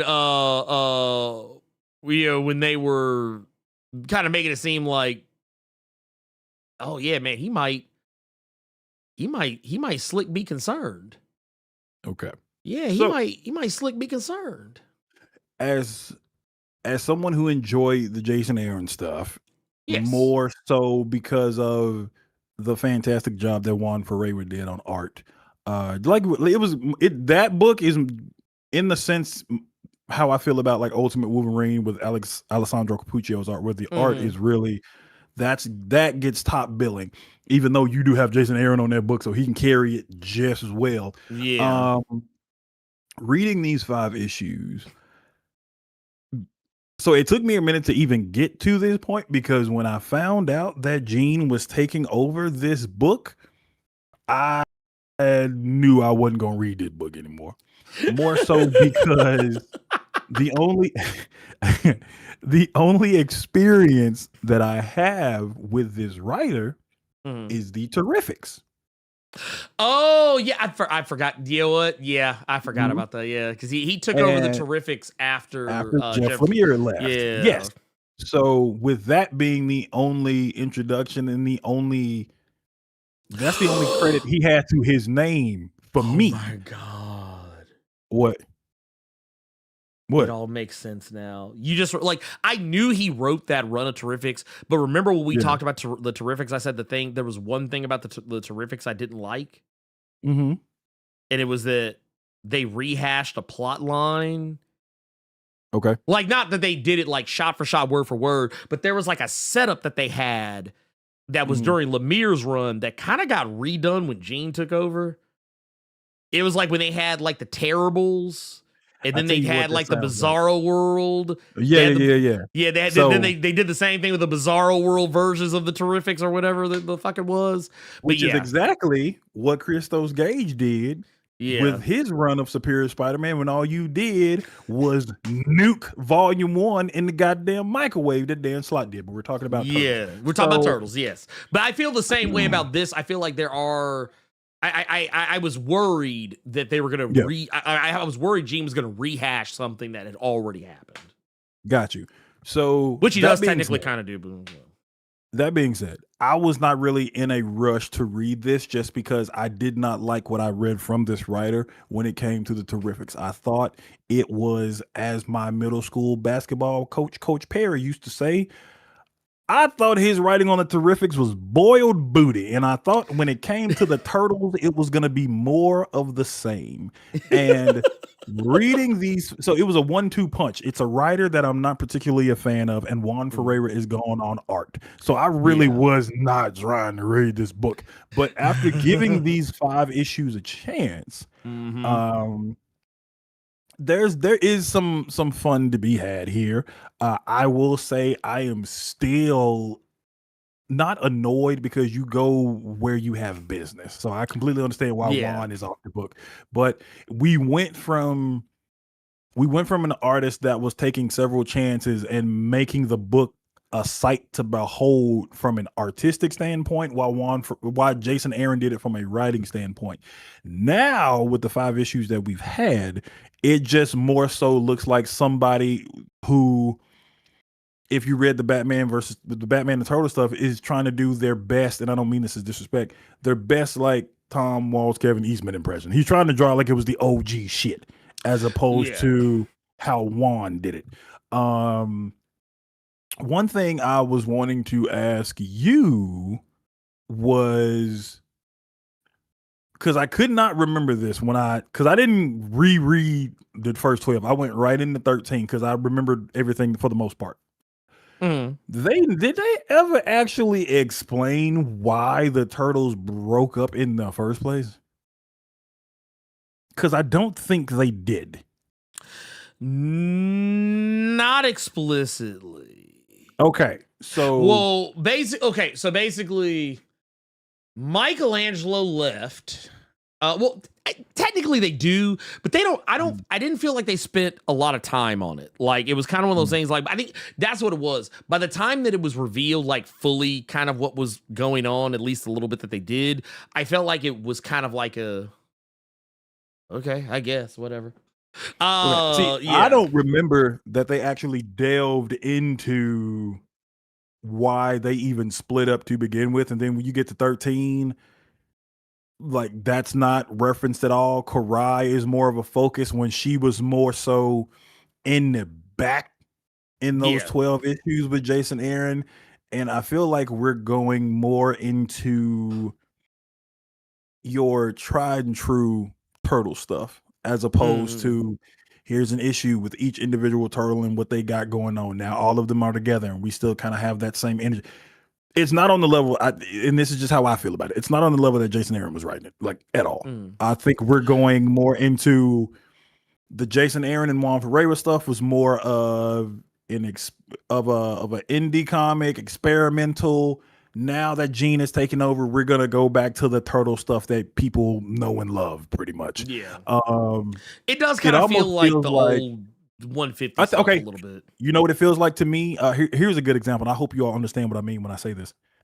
You're someone who you watch the Power Rangers show on television, and then they have a movie come out. Then you watch it in the theaters, and it's a lot more quality as the Power Rangers you've seen on TV in this movie, in this theatrical cut. Then you got to go home and you got to watch what happens after that movie, but they back on TV again. So they ain't got that big budget. You know what I'm saying? So that's kind of how I feel with this. It's like you had the 150 that was the show you watch. Then you had the Jason Aaron stuff that was in theaters. Was the movie. But now we got to go back to our regularly scheduled TV programming turtle stuff. So wait, which character is Rocky doing a jump kick and falling out the ring? It's not that he did the jump kick and fell out the ring. It's the fact that the way he fell didn't match the kick he did when he went flying. That motherfucker. That was my problem with the kick. The kick he did and the way he was flying through the air like this, that was not you shouldn't have been flying like that just off the kick he did. He shouldn't have been. He should not have been. As a whole, I will say that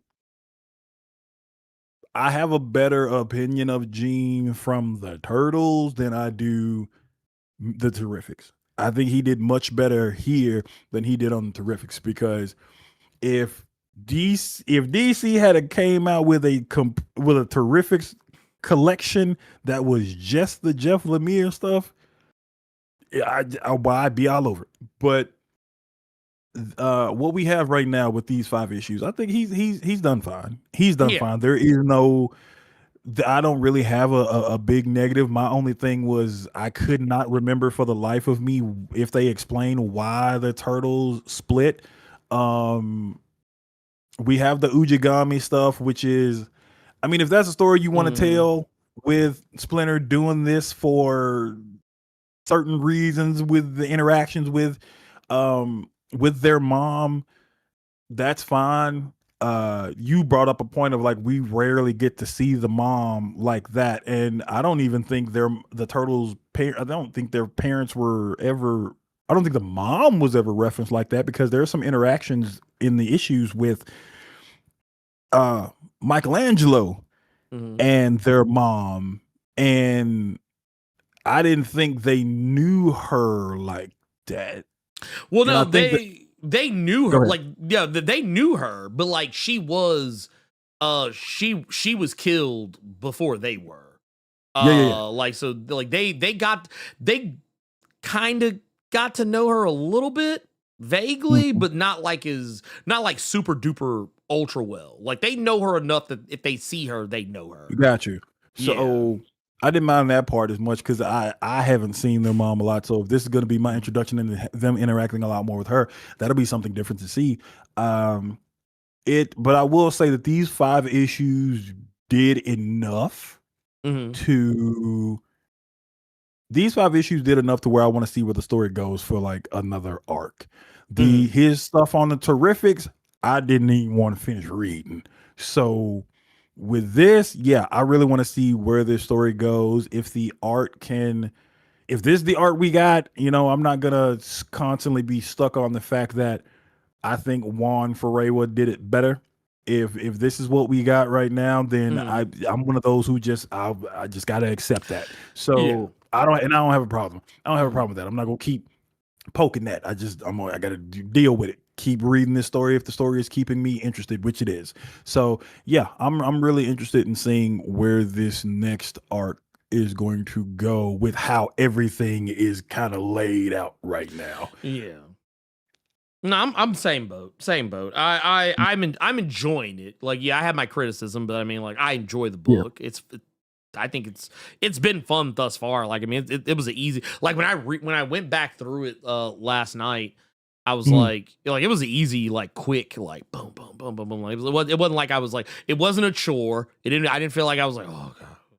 Yep. Can I hurry up and get through this? It's like, no, I enjoyed rereading it. I normally don't like rereading stuff too terribly often, especially like more for stuff that I've already read recently.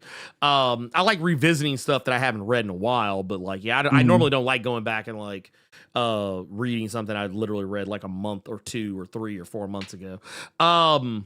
That said, for that, I am interested to see where it goes. I do want to see where it goes. I kind of like you. I miss Juan Ferreira on art, but I also really like Freddie E. Williams on the book. Like, I feel like it, like, you know, it's weird because like I feel like I like the way a lot of the other characters look. I'm still not entirely 100% on the turtles themselves, but I like the way everybody else looks, if that makes any sense. So like I kind of can be like, oh, okay. But I mean, once again, this is not the first time I've seen him do turtles, so it's not like I didn't know what to expect. I'll ask Ernie because I see this question a lot in the chat, so I'll ask. Would you want to do, like, here's an addendum to this, to where, since we're caught up on turtles now, would you want to read the Shredder book and the Casey Jones book just to add that extra bit to this to see where those are? Yeah, I mean, so Shredder, I haven't read the most recent issue of Shredder, but and I'm a little behind on Casey Jones, but I don't mind reading them. I mean, I was already kind of reading them. I like what I had read of Shredder, because I think I kind of stopped after issue 3, so I just got to read 3 issues to catch up. And Casey kind of about around the same spot, maybe around the same spot. So yeah, I mean, it wouldn't be shit for me to like go back and, you know, read what I missed or reread the whole thing and play catch up. Because I liked what I saw. I like that's the thing. I think the world that they have built, in the wake of this new era of Turtles, I think the world is great. Because I liked the Night Watcher book. I like the Night Watcher book. You know, and what was I didn't finish Mutant Nation. That's one I didn't finish.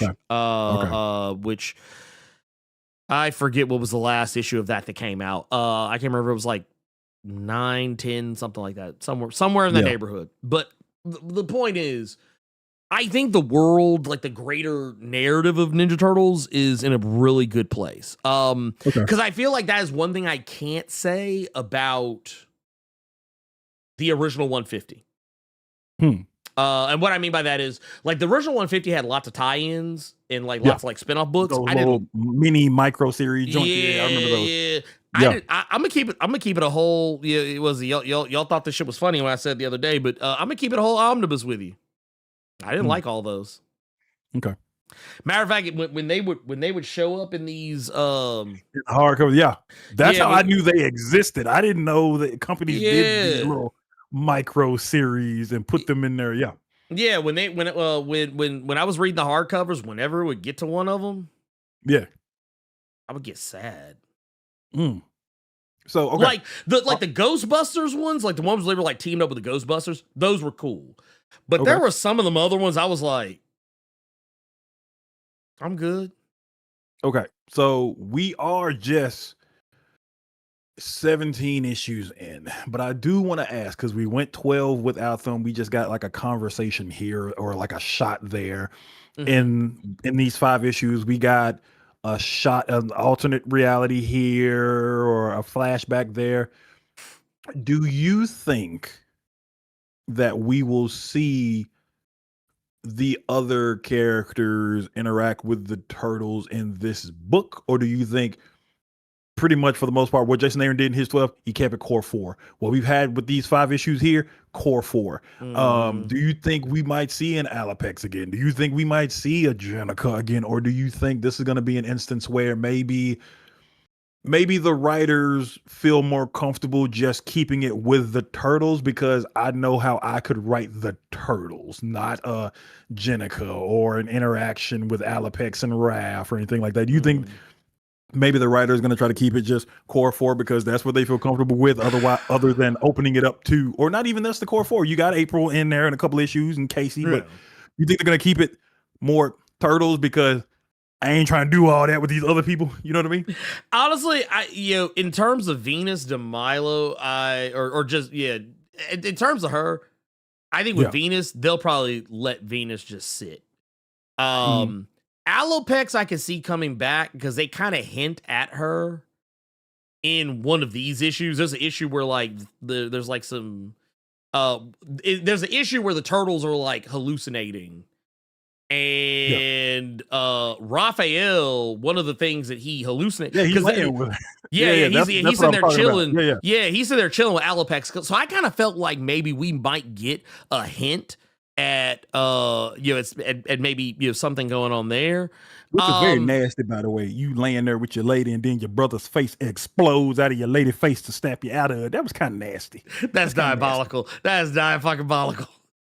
But you sitting there laying with your boo and Mikey head just bust out there to, hey, wake up, nigga. Like, that's kind of wild. Wait, why am I imagining Alopex looking back like, and all of a sudden you imagine you cuddling with your lady and then you look again and it's your brother face. Oh boy. Oh man, that's traumatized. Oh no, that man needs therapy after this. Okay. Right. But no, I could see, I would like for them to do something with Jenica, because I really I was one of those people. I admit it. I was one of those people. When they announced they were introducing a female turtle, I rolled my eyes. Not because I didn't want to see a female turtle, but because I saw how this went the last time they introduced a female turtle, which was Venus de Milo on the next mutation. I was like, I've seen y'all attempt this before, and if it's anything like the last time, no thank you. Now when they introduced Jenica,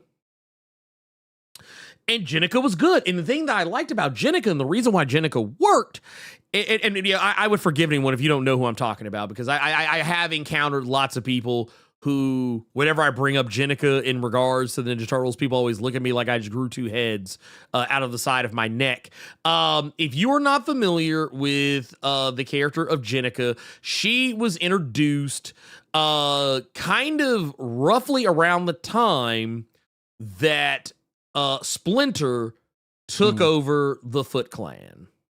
And basically, she is of the Turtles, because she's not a human who died and was reincarnated as a turtle. She was a human first, like the Turtles, but she was mutated and turned into a turtle. So, like, what's the best way to look at it? Like this, for those who are unfamiliar, I will pull this image up so you guys can kind of see who I'm talking about, because details matter.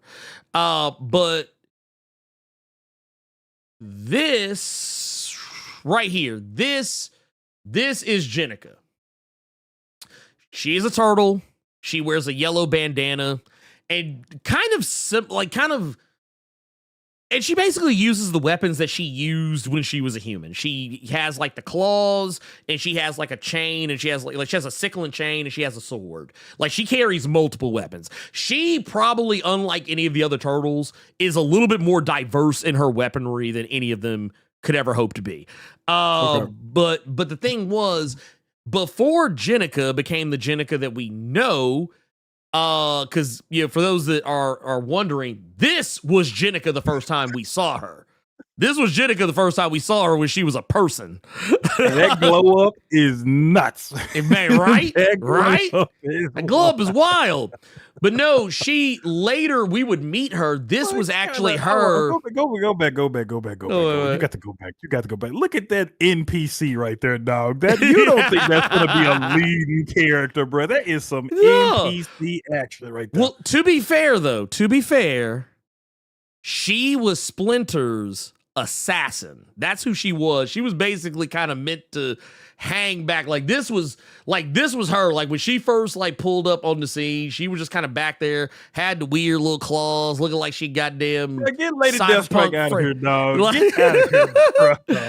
But later on, she was revealed to be she was revealed to be like a regular person underneath that. She was a young girl who fell in with a bad crowd, ended up being homeless on the streets, and she found her way to the Foot Clan when Shredder was in charge. And so when Splinter took over, she became she was basically his right hand. Because she kind of fell in line, because like I said, and here's the thing, Jenica, kind of similar to Splinter, she was about that life. She was about that life. She didn't care. Matter of fact, because for those wondering, this was Splinter right here. This was Splinter. He was like that, because Jenica didn't even have a name. She was just Assassin. That was her name. She had no identity. And when you see Splinter right here say Assassin now, he is talking to her, and the very next thing you see is that. So when I tell you Jenica was down to clown, she was Jenica was the motherfucker. If Splinter said jump, Jenica would, first off, she would just jump. And she would say, how high and when do you want me to come back down? I understand. That's how Jenica moved. I understand that all of that was to make us put respect on Jenica. Mm-hmm. But I think it did the opposite. It made me just fear Foot Clan Splinter a little bit more than that. This motherfucker just said assassin now, and somebody just caught it. Oh, that no. just made me more fearful for Splinter back in the day, dog. Oh, no. That is a rat. Please believe. Please. Matter of fact, you see this shit right here. When motherfuckers was trying to put hands on Splinter, she was always the first motherfucker to step in and be like, nah, nigga, get your ass back. Get your ass back. But if you're trying to figure out how she became a turtle, basically, she got clapped by Karai. Karai saw her and said, bet. Okay. And Karai laid her down, basically, gave her the good run through. And basically the way they saved her life was she needed a blood transfusion. And the blood transfusion she got was from one of the turtles. And because it was from Leonardo, him having mutated blood, basically the next thing you know, she a turtle. The blood ended up mutating her, and the rest is pretty much history. From then on out. But from the moment that moment on, she was a regular fixture. Yeah. Among the turtles. If you saw all of them, then you usually saw her somewhere in there. I've seen this shot several times, and I know I'm gonna be in the minority, because I was the minority when it came to Superman and those stupid ass red tights, because I liked the new 52 Superman's design more than the classic one.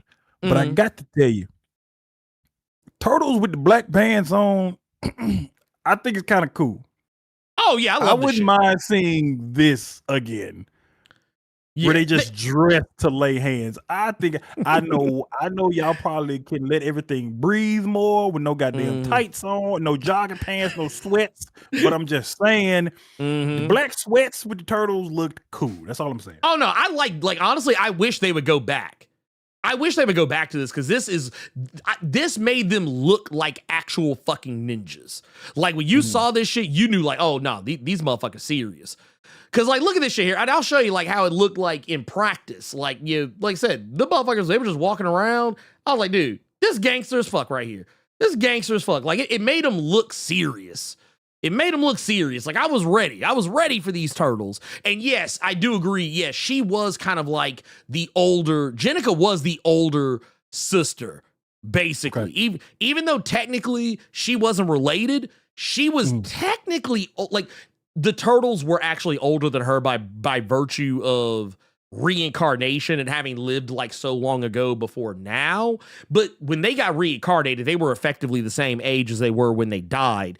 Jenica was older than them and was more mature than them. So that was, it was one of those, it was kind of like, Jenica was a best of both worlds. Like you got your Leonardo, you got the song. You said, Leonardo leads, Donatello does machines.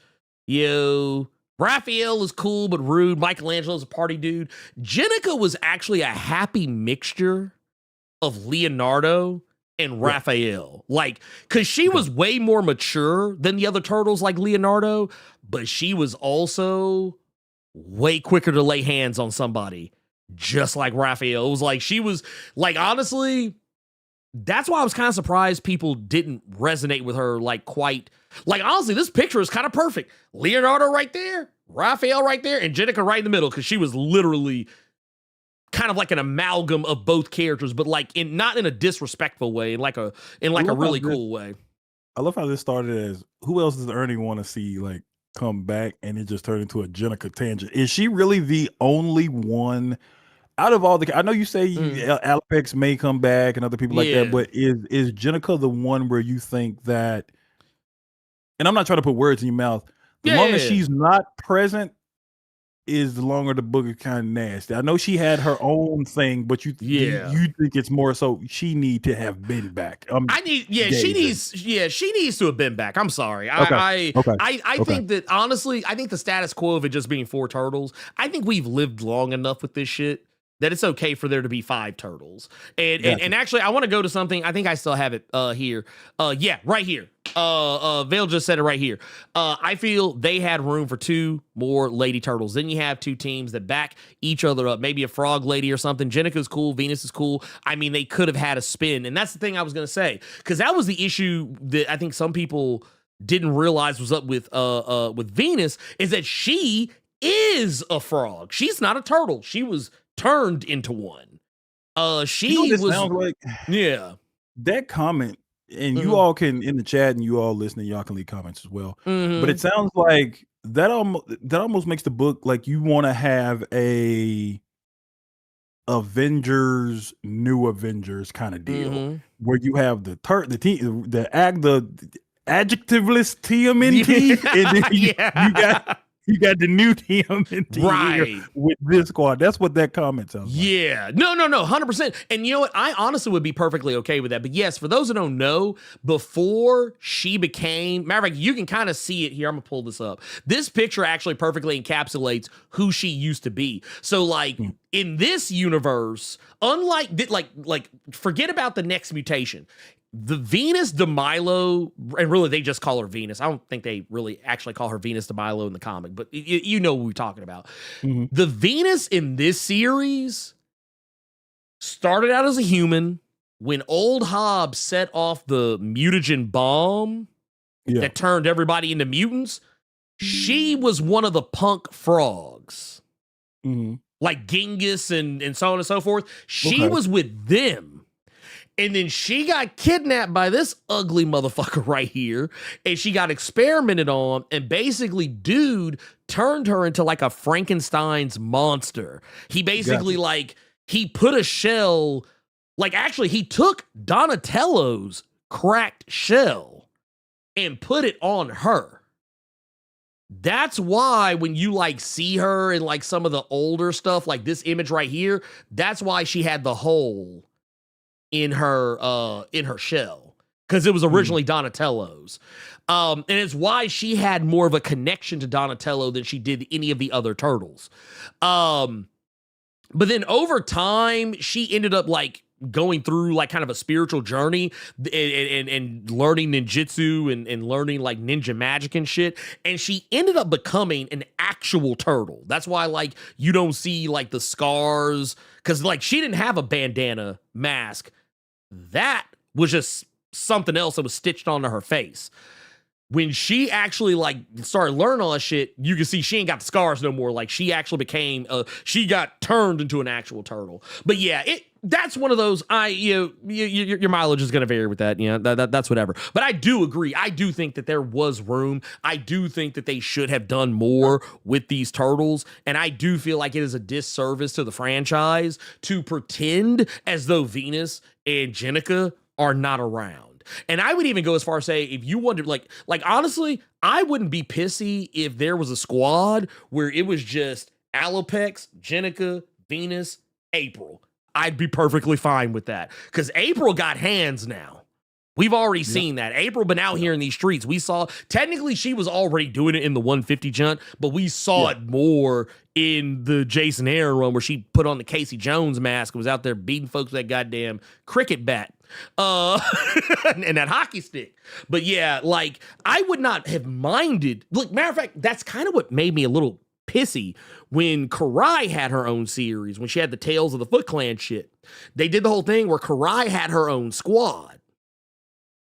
And I was really sad that they didn't do more with that, because that was an opportunity. You had some interesting characters. You had Casey Jones present, because Casey Jones was running with Karai and Bebop and Rocksteady. You had a squad right there. That should not have been just a miniseries. That could have been an ongoing, I think, if they would have put the work behind it. But like, no, I would like to see a book where, and I know people will be like, oh, they're just going to be girl bossing the whole time. No, I think that you could tell a really good story about these characters without having to feel like it's a girl boss thing. And even if it was, fuck it, I don't give a shit. Let them fucking have their fun. Shit. Let them do whatever the fuck they want to do and have like, hell, you know what? Here, do this shit right here. Have Alopex, Jenica, Venus, and April on a squad with Casey Jones, and Casey could be the one dude. I wouldn't have a problem with that shit at all. So, with that said, yeah, and we've talked about those mutants for an hour and a half. You want to? Do I want to talk about them other these other mutants? These other mutants. I tell you what, let's do this first. Let's hit some super chats. Let's hit these super chats. We got some super chats right here that I want to make sure we don't miss out on, because we got some good shit here. Okay. There is not some good shit here. It's just you want to sing that fucking song. That ain't no good shit. Don't worry about it, man. Don't worry. Don't worry about it, man. Don't look. Mind your business. Mind your business. Here we got one from Vale. Says with the 2 says, any required reading for hardware for Milestone. Here's the easy thing. This is the easy thing about Milestone is that I feel like, now we're talking OG series.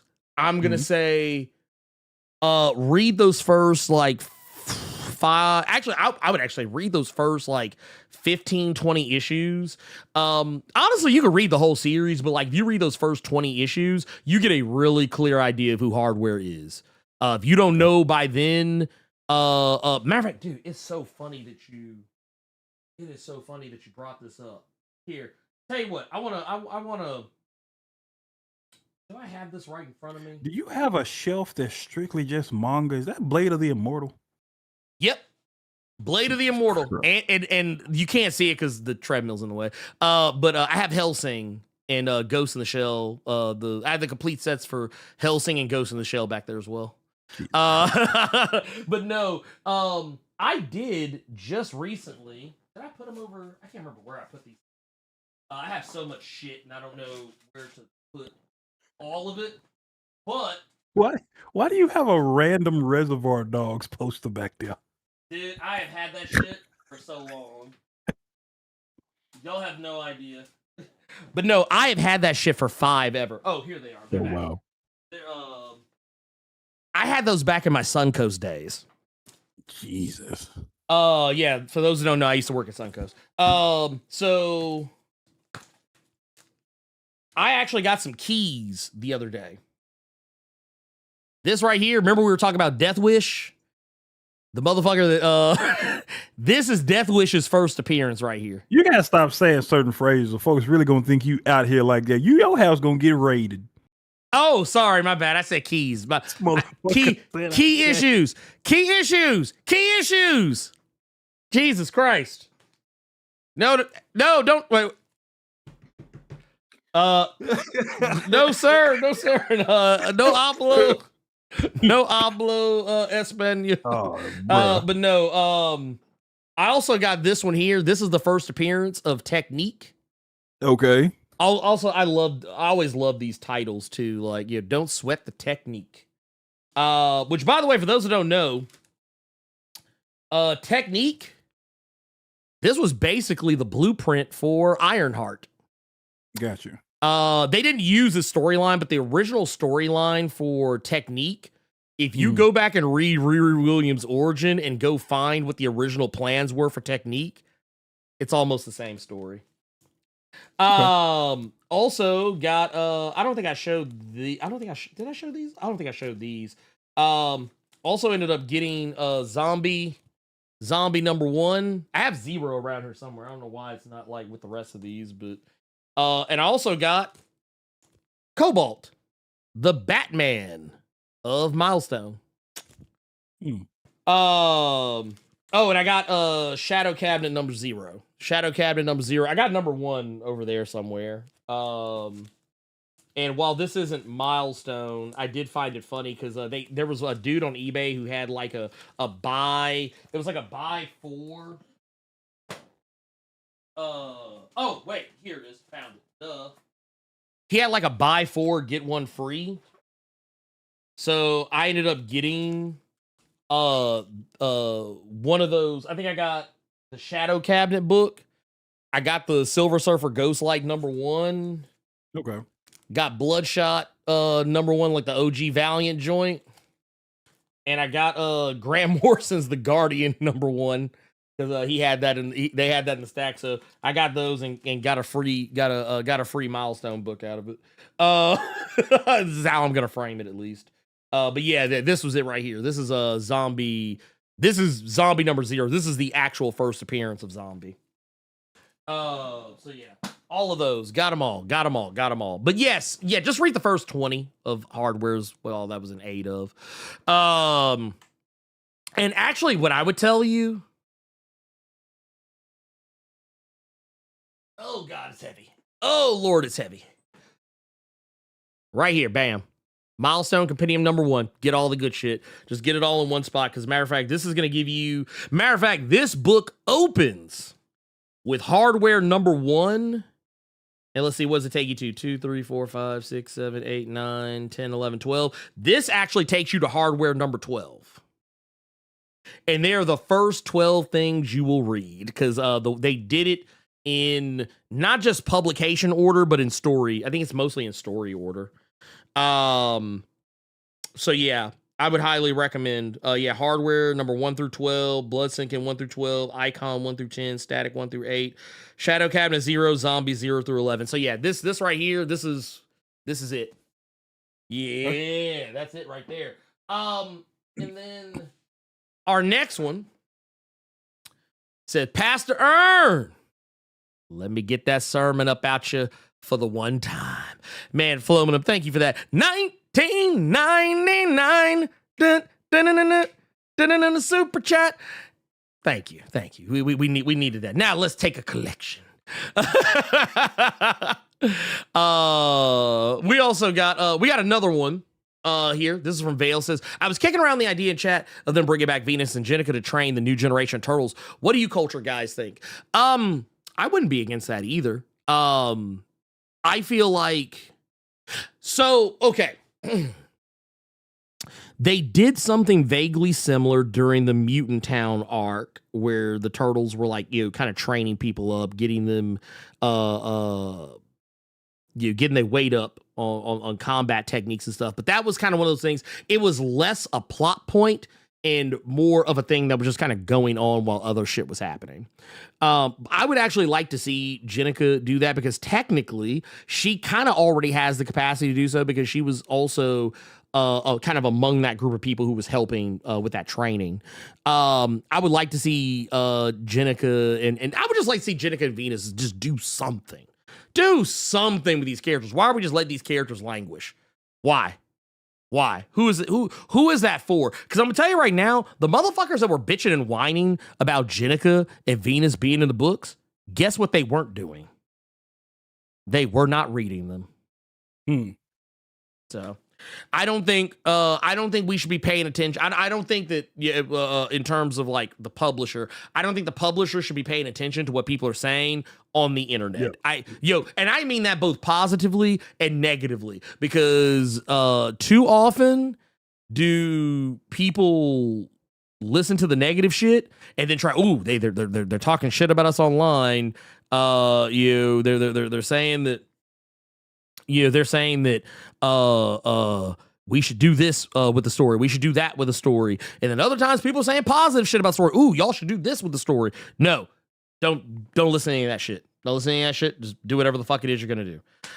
Because usually the people, and I'm going to use this as an example. While I'm using these people not buying these books as an example, you can apply that to the positive side because I remember when that X vote shit was going on and all the motherfuckers that was voting for mutants that had been on the X team 10 million times before, acting like they ain't never been on the team before. Guess what those motherfuckers weren't doing when they inflicted their fucking will upon us? They weren't reading the book.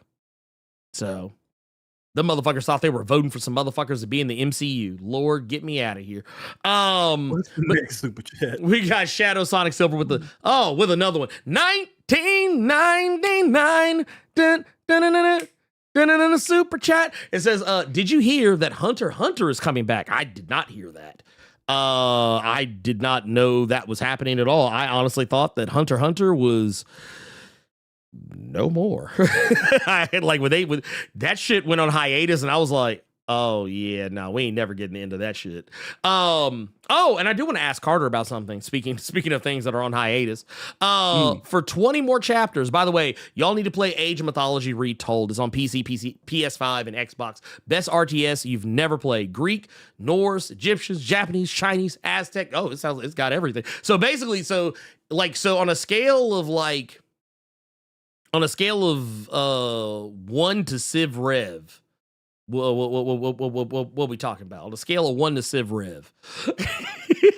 what are we talking about? We also got Highlight 915 says, are there any Turtles crossovers that you really enjoyed? Well, I will go back to the Ghostbusters one. That's a good one.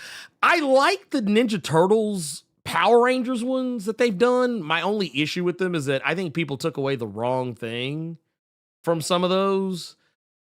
Like, man, I think I'm probably the one person that isn't a fan of a change they made. And it's when they had the turtles, like they had like a thing where like it showed, I guess, what they really looked like or whatever, but they made all 4 turtles black. I was like, I don't know how I feel about that. Because that felt like pandering. Like it didn't feel natural. It felt like pandering. I forgot about that. I honestly forgot about that. Oh, I could not see it because every time I think for like a year or two, like every time I saw people talk about the Turtles, hey man, the Turtles is niggas. That's what they said. That's all I kept saying. I completely forgot about that. All the black nerd groups that I would like kind of like lurk in, they were just like, oh man, look. And the thing is, I don't have a problem. I don't think it's a bad thing. It just felt misguided. It just felt, especially considering that, like, first off, these aren't the canon Turtles. Like, I was like, I hope y'all know this. These aren't the canon Turtles. I was like, I'm not saying that it shouldn't be, but like to me, it kind of felt like a box being ticked.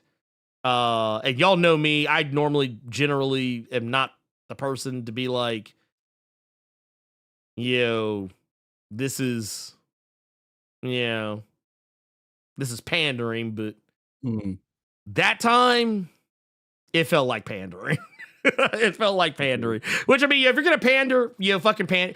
I'll tell you what, if you're gonna pander to a marginalized community via a comic book, why not pander to why not pander then at that point? But my thing is, I was like, this is gonna be some shit that like will never be addressed anywhere else. So it was like, I'm not going to like act as if this is like the new thing that is happening. I was like, it just ain't. Yeah, it is what it is though at that point. But no. What was the oh, we got another one here.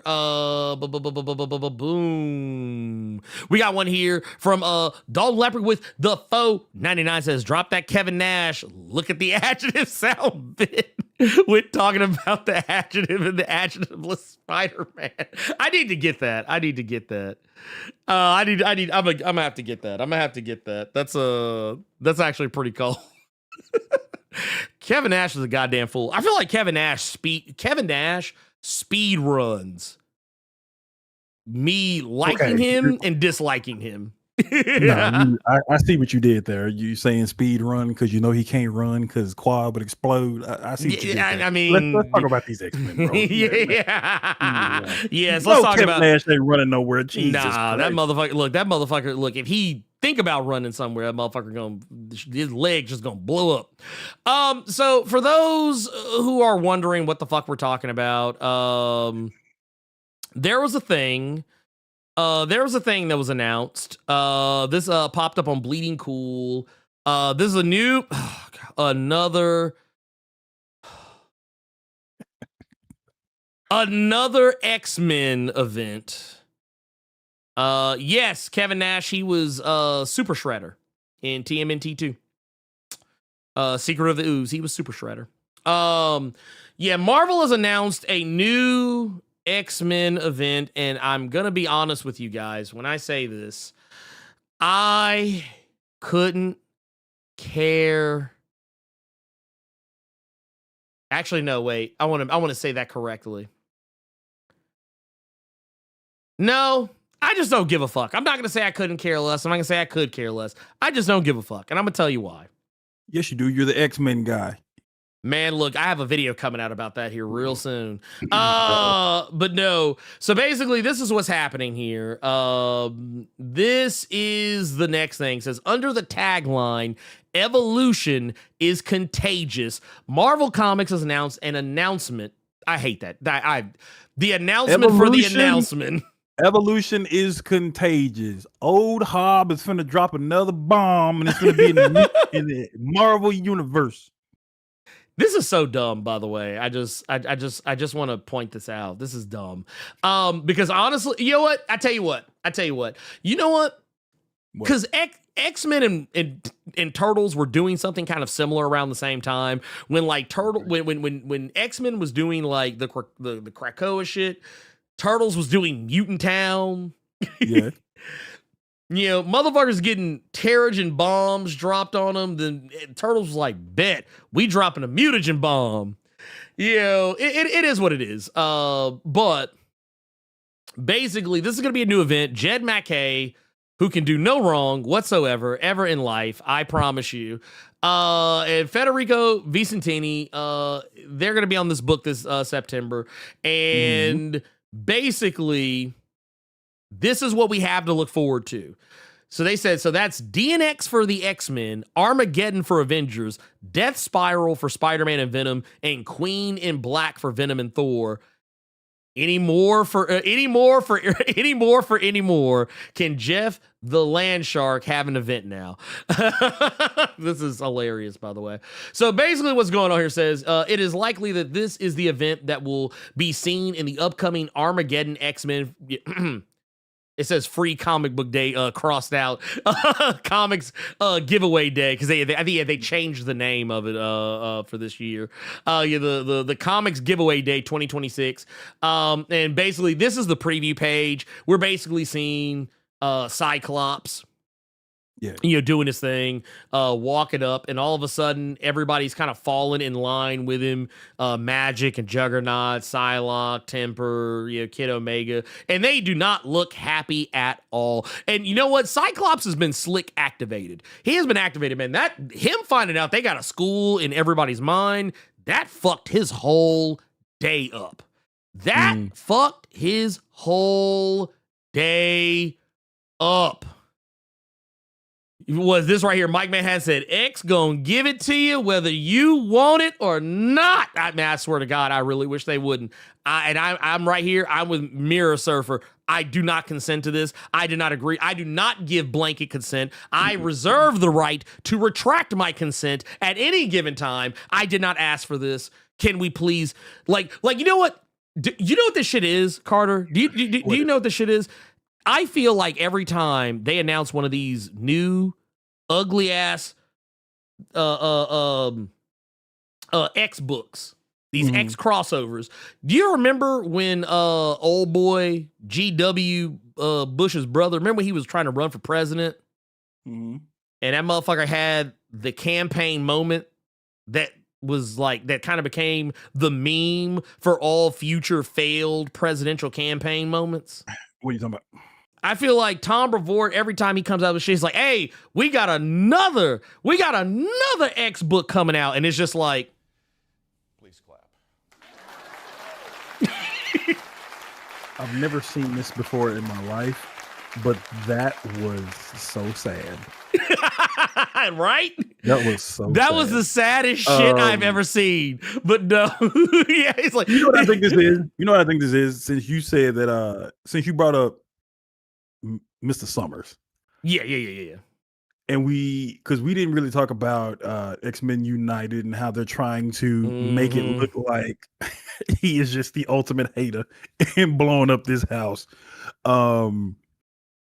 I feel like this is Tom Brevoort trying to make Scott Summers the villain he always thinks Scott Summers was. He's going to make him look like an angry, sick and tired nut job. Yeah, that's what he wants. What we're going toward. And honestly, I'm starting to think this is what Jed MacKay wants. So I feel like Jed MacKay does not understand Cyclops anymore. I feel like maybe he lost the plot on Cyclops. But basically, yeah, this is it right here. It's going to be right here. It says previously Tom Brevoort, senior vice president, executive editor, and X-Men group editor at Marvel Comics, had said, we're releasing an Armageddon X-Men one-shot that will have both an Armageddon story and X-Men story that sets up a particular thing. There will be another X-Men event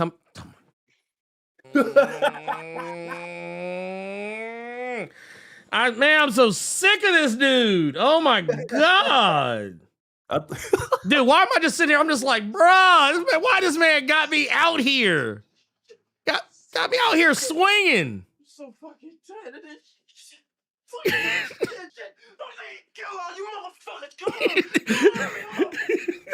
Is that you swinging at Tom Brevoort? Is that what that was? Yeah, man. I'm like, bro, Cuba Gooding Jr. high top fade as man, you swinging everything. at Tom Brevoort. Just Nia Long just sitting there staring at me like I'm crazy. I want to make sure I understand this properly, and you all can tell me if I'm wrong. Always, I want everybody watching right now. I want everybody on the freeway listening to this later. I want y'all to tell me if I'm wrong. Say it out loud in the car. Ain't nobody in that car with you. You know it ain't. Are we reading an event solicit that is telling us about the event while also telling us about the next event happening after the event the solicit is telling us? I think so. Are we reading an event solicit for a solicit? An event? We read the solicit for the solicit for the solicit. I have this to say. Oh, brother, this guy stinks. Tom got to go. Tom got to go. He got to go. I'm sorry. I don't know why we got to get Scott Summers like this, but like that X-Men United issue was hilarious because you have everyone all smiles. You have literally everybody all smiles. It's gonna be a new time for us. And the only motherfucker that was mean mugging just posted on the corner, just hot with Scott Summers. Summers. You can't tell me that Tom Brevoort is not drawing him, or he's not having him written as the menace to society that Tom Brevoort always thought he was, bro. You can't tell me otherwise. But what's this next event that's coming out before the event that's coming out even come out? What's this event, Ernie? What is this? Was it talking about Armageddon? Oh, wait, are you talking about that Hellfire bullshit that they're doing? Oh, talking about the Hellfire. See, we didn't even talk about it.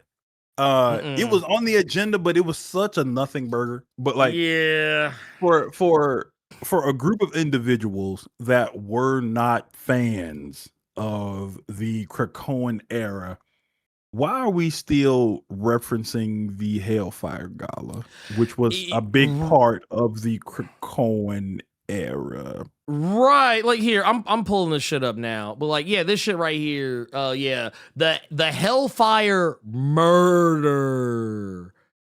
Apparently, Hey, don't do that, Osiris. Tom turned Scott Summers into Bishop from Juice. Can you imagine, instead of a razor being in Scott Summers' mouth, it's just another optic blast? Man, that would be diabolical. But this shit right here, I'm like, okay, Why y'all you got trying Wolverine doing the prison pose, bro? Why you got him doing that pose? Well, and here's the thing. I feel like right here, like look at this bullshit. I'm sorry, but like, why? I don't give a fuck. Why do you have Wolverine doing the? Wait a minute, but here's the thing though. Why does man look like he about to drop the hottest mixtape for the 2000 and the 99? Why do he look like he getting ready? I don't want to listen to the Canadian Gangsta Grills by James Howlett. I don't want to listen to it. I don't. Wait. Yes, people, for everybody who don't know, they're doing another Hellfire Gala, but this go around, instead of it being a vigil like the last one, now we're doing a murder mystery because we don't like the Krakoan era. We think the mutants were villains and it was all kind of evil chicanery. So the next thing we're going to be doing when it comes to the X-Men is we're going to do another Hellfire Gala thing that's referencing the Krakoan era that I didn't like. I swear. And why do I feel like he about to drop 74 minutes of bump? Why do I feel like he about to drop 74 minutes of bump right quick? I want to know what name his mixtape is. Is it 5'2"? wait, 5'2" a bump, or no, it'd be 5'2" a snicked. Nigga, could you imagine James Howlett presents the Snicked tape? Oh my lord, brother, what? Nigga, the Snicked tape, boy. I'm so done with this shit. I really am. Like, you gonna listen to it? Deck It Out gonna listen to it. The Mirror Surfer, Bird Nerd, Triple Dot. Who else we got up in here? Black Phoenix, Tony Guzman, Surgery, Highlight. Who else we got in here? Spicy Lady. She gonna be the main one that's bumping that shit on IG. We finna see all the TikToks from Snick Tape Volume 1. Boy. Oh man, it's gonna be diabolical. Look, so here we got the layout of who everybody is. The Wolf, which is obvious, it's Wolverine. And now he is referencing Tyler the Creator. The Snick tape is coming. Oh yeah. wait. Logan the Snickter. Oh my god, I'm sorry. Anyway, the Star, the Fool, the Sun. Some of these I'm trying to figure out, like, I wonder if is the Star supposed to be, is that supposed to be Jubilee? Or is that supposed to be I don't know who that's supposed to be. I don't know. Maybe I'm not seeing it. But the Fool is clearly Gambit, and the Sun is Rogue, the Queen is Storm. I don't care who it is, because we were not supposed to be seeing this, because the Krakoan era was evil and bad. We're not supposed to be talking about the Krakoan era no more. I mean, you're not wrong. You're not wrong. I mean, I'm glad that Storm is the queen, but you know, can I keep it a whole? I'm gonna keep it a whole omnibus. I don't give a fuck about this shit. I really don't. I third generation don't care about this goddamn book. I do. I want my Snicked tape. This motherfucker. Wait a minute. Are they gonna? Wait. You know what they could do? Marvel has an opportunity to do something real grimy. You know how like they would come out with them Luna Snow books, and they would like have like a K-pop album, little K-pop EP to drop when the book came out. They could do something real grimy and have that Logan mixtape ready. I want the Schmidt tape, and then I want Volume 2 to have his brother on there. I want it to be the dedication to of the Canadian X era. I want it to be the Creed Chronicles. That's what I want. Damn. The Creed Chronicles. That's what I want. That's what I want. Oh my god. Give me my shit. Give me my shit. I don't care what you're talking about anymore. I don't give a fuck about the Hellfire murder. I want the Schnick tape and the Creed Chronicles. I want it. This man. We got one here. This is I don't care about the super chat. I want Victor Creed rapping over Dipset beats. I want the Creed Chronicles. $2 from Screwface Capone. He said it reminds me of WWF this Tuesday in Texas. If you know, you know. Well, guess what, nigga? I don't know. I want Victor Creed on the Creed Chronicles over Dipset beats. this motherfucker. The Weapon X escape tapes, Lord. Oh my God. Said DJ Drama presents Omega Grills Volume 1, Gokon Shuri with the 2. Oh my God, I so do not want this. The Weapon X escape tapes. You know who I want to make a cameo at the end? Nigga, I want Weapon H coming back. Where he at? Man, what you just said. What you just Bring him said. back. Oh, have Domino have a feature on there. Not Domino with the feature, man. Not Domino. We got Edwin cousin Wolverine looks like Wolverine cosplayed as Nightcrawler cosplayed as Wolverine. Jesus Christ. Why are they like this? Jesus Christ. Why are they like this? Captain Diesel, you ruined it. Harry music. What the fuck is wrong with you? Not the Harry music. Why? What's wrong with you? Why? What is this? No. What is wrong with you? Also, I got one here. I'm gonna do another fucking live stream where Dr. K every night flames you in a debate. Get out of here. The Harry music. The Harry music. You ruined it. You ruined it for everybody. You ruined it. We also got I couldn't find this one going back, but I found this one. Lavessa Samurai said with the 5. I'm still scarred from that age revelation. No thanks, Marvel. Here's the thing. I want to go back. Really wanted to sell people on this new event. The one thing you shouldn't have done was reference age of revelation. Man, what you said. Because here, I want to go back through this statement that's at the end of this. This is let's just fucking say it. Says so. Basically, a certain number of X fans have not been shy about saying, wait here. Says you might even see something about it on Comics Giveaway Day, but we're going to have a little more space again due to the way some things fell. We got a little choked on event stuff early on, and a certain number of X fans have not been shy about saying that. Wait a minute. I feel like this is a shot at me. Here, let's read this. Let's read this. I got to pull some. I want y'all to see this shit.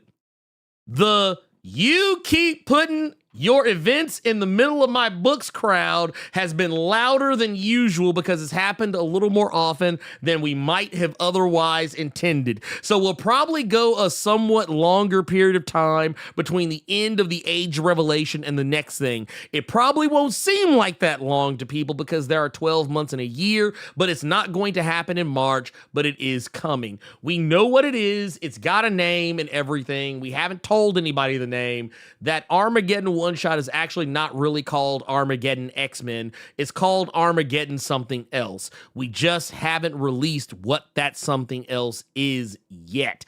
Basically talking about this being the whole DNX thing. Like, this is going back to this. So that basically what he said is, it ain't coming anytime soon, but September ain't really that fucking far away. I'm so fucking tired of these Oh my God, dude. Okay. Let's stop for a sec. Yeah. X-Man Hunt. Age of Revelation. Mm-hmm. Don't forget about Raid on Greymalkin before X-Man Hunt. Oh shit. Okay. Yeah. Damn. So you can't even say third time's a charm. God damn. No, you can't. Damn. And you know what? Good X-Men fans, just go read Power Fantasy. Yeah, right. Yes. I love it. Hey, you know what? You're right. And you know what? I'm going to take the advice that I once heard Tim Seeley give. Let me hear it. When the Spider Clone saga happened, I didn't like it. So you know what I did? I stopped reading Spider-Man. I just went and read something else. And you know what? That's exactly what I'm gonna fucking do. I'm gonna go read something else. I would actually rather spend my time scraping my ass crack across broken glass than reading another X-Men event. Because Age Revelation was that fucking bad. What's your mind like? What is it like in your head for these references and stuff that you be pulling out? Like, what's wrong with you? You okay over there? Look, I would rather meet Art the fucking Clown. I would rather run into Art the fucking Clown than read another fucking X-Men event. I'm sorry, dude. This shit's cheap. That ain't got nothing to do with the graphic references. You heard over there? Yeah, I'm good, but I mean, I'm gonna be fine if they stop doing this bullshit. Here's the thing, though. They've been doing this shit for years. So for you to come out with a solicit like, yeah, well, I think we gonna chill. You've said this before and still did back to back. Anyway. I don't even think this was a shot at you. I think this was a shot at all the goddamn creators who have probably told y'all we have a story we trying to do. Why the fuck do you keep having us do these event tie-ins when we have a story we trying to? Do you know what this is not? This is a shot at all the creatives who have talked to you. And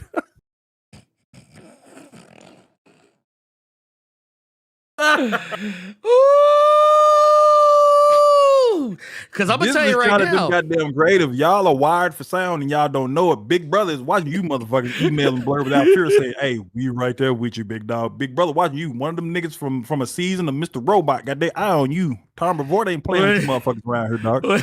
Sorry, I like how we was all more smiles talking about one set of mutants and then turned to rage talking about this set of mutants. The circle of life in comics, folks. Dude, let me tell y'all something. Real quick. You know what? Here, no, fuck that. Let me bring this shit back up. DNX, okay? Y'all see it right here. DNX. Hey, real quick. Mm-hmm. What if they do a GNX variant cover at some point? I want my Schnick tape. You know what? This is gonna be one of those things where they probably still gonna get my money because if they drop some hip hop variants, I'll probably end up buying that bullshit. But no, my issue here is I have a feeling we're gonna start hearing DNX gonna give it to you, and I think it's gonna be done unironically. Dog, I will never I have never wanted to not read a Marvel book if I see anything with DNX gonna give it to you. That would be that would be disgusting. Oh yeah, no, it's gonna be some bullshit. But no, I just want to say this. You know what this shit's gonna be though, right? You know what this shit's gonna be though, right, Carter? You know what it's gonna be. Okay, I'm calling it now. And here, I want y'all to mark your fucking calendars. April the 11th, 2026 at precisely 3:12 p.m. Central Standard Time. Blerd Without Fear said unequivocally that when this shit comes out and once it's all over, we're all going to be able to rest comfortable in the knowledge that this was an event that put everything on pause that could have just as easily been dealt with in like a handful of issues of Jed MacKay's adjectiveless X-Men. Riding with my DNX with my cerebral in the cradle.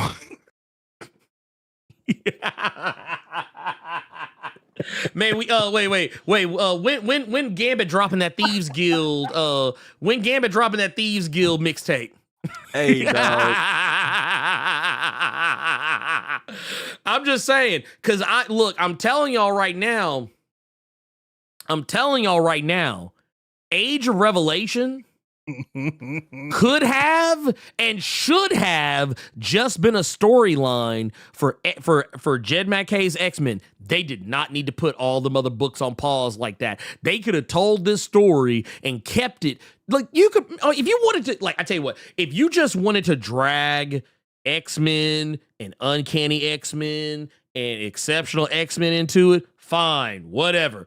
But you ain't got to pull all these other books into it and try and make it seem like you telling some huge narrative you really ain't. Ain't none of them books really had fuck all shit to do with most of the other ones. And if we're keeping it a whole stack, most of them wasn't even that goddamn good to begin with. Some of these books, like, it's like you killed the momentum for some really good titles, because I feel like it killed Storm's momentum. The Age of Revelation killed Storm's momentum. It kind of slick killed Adjectiveless X-Men's own momentum, in my opinion, because I really have not had much fun with that book since Age of Revelation. Uncanny X-Men I can still fuck with, because I feel like Gale was able to pick the ball back up and run with it. But yeah, a lot of these other books, nah. You want to know what my favorite song? You want to know what my favorite song was on the Snick tape? What's that? That jump with Hope Summers. Introduce you to that 5, 5, 5, 5, 5, 5, 5, 5, 5. I am officially done. Here, I will answer this because this is actually a pretty funny one here. And then I think, honestly, we're going to call it quits for the day because it's already like 3:15. I didn't even mean to talk about Turtles for as long as I did.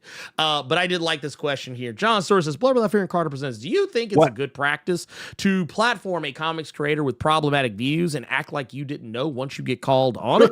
Okay, bro. You wait until the end.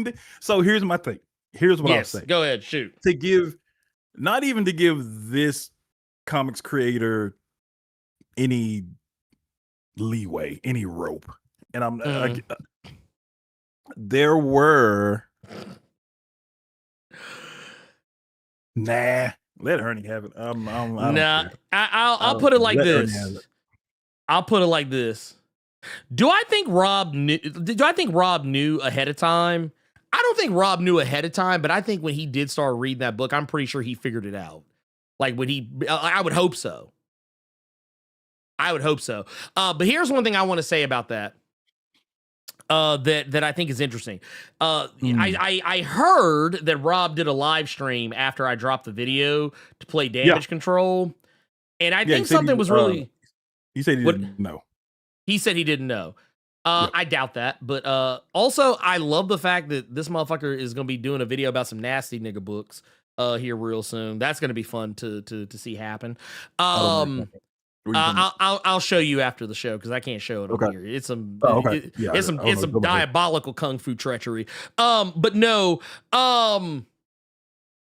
So I heard in his little live stream that Rob thinks I'm some like far radical leftist who is unreasonable and thinks everything has to pass my purity test. That's not true. Well, it's half true. I am a far right radical leftist. No one has to pass my purity test. Honestly, people who use the term purity test to provide cover when they get called out of some shit, those are usually people who are embarrassed that they got caught slipping. I saw that live stream, nigga. I saw how you looked when you turned that camera on. You looked sick. You looked sick to your stomach. You looked like you'd have been called. So I'll just say this. If you think for 5 seconds that somehow FD Signifier is less left than me, I have no idea what you are thinking. I think you have no idea who the fuck FD Signifier is. If there's any one thing that FD Signifier is that I ain't, he's probably more reasonable, not just because he's a reasonable person, but because he doesn't really know who the fuck you are or like what you do, or he doesn't really fuck with this space like that. That is what I think is the comparison, really. I love that you just said that FD was more reasonable than you are. Well, no, I'm saying he's reasonable because, like, he said, like, y'all probably saw the shit when FD was responding to, like, the shit that was going on between me and Rob initially. He even kind of said it. He doesn't keep up with this shit. Hell, FD Signifier doesn't keep up with every fucking thing that's going on in this space. Hell, he barely keeps up with anime. So I imagine he barely keeps up with comic shit, especially comic book drama. or whatever you want to call it. But like the fact that motherfucker said he was talking to FD and FD was the reason why he decided he wanted to cover more black indie books, I was like, nigga, you a whole lie. I called you out for it and you felt you had to respond. So please don't sit up here and lie like that. Don't sit up here and lie like that, Rob. Don't lie. Wait, stop. Rob talked to FD Signifier? Yeah, he said they, or I think he said they either spoke or he was going to talk to him, or they had some kind of a conversation that was so revelatory to him. I love how like the shit that I say supposedly doesn't galvanize him to do shit, but shit that other people say to him that is basically the like I was the impetus for why it even came up in the first place. He tries to act like I have no effect on him. He's trying to act unaffected. It's not like what he's saying is. You are such a bully. I am. I really am. It sounds like what he said is probably like FD was less of an asshole when he said it. That's what that sounds like. That's basically what it was. Well, no, because you know what? That sounds like. In that deleted live stream he did, he basically said Mariah called him out. Yeah, remember Rob did a live stream. Who was Mariah?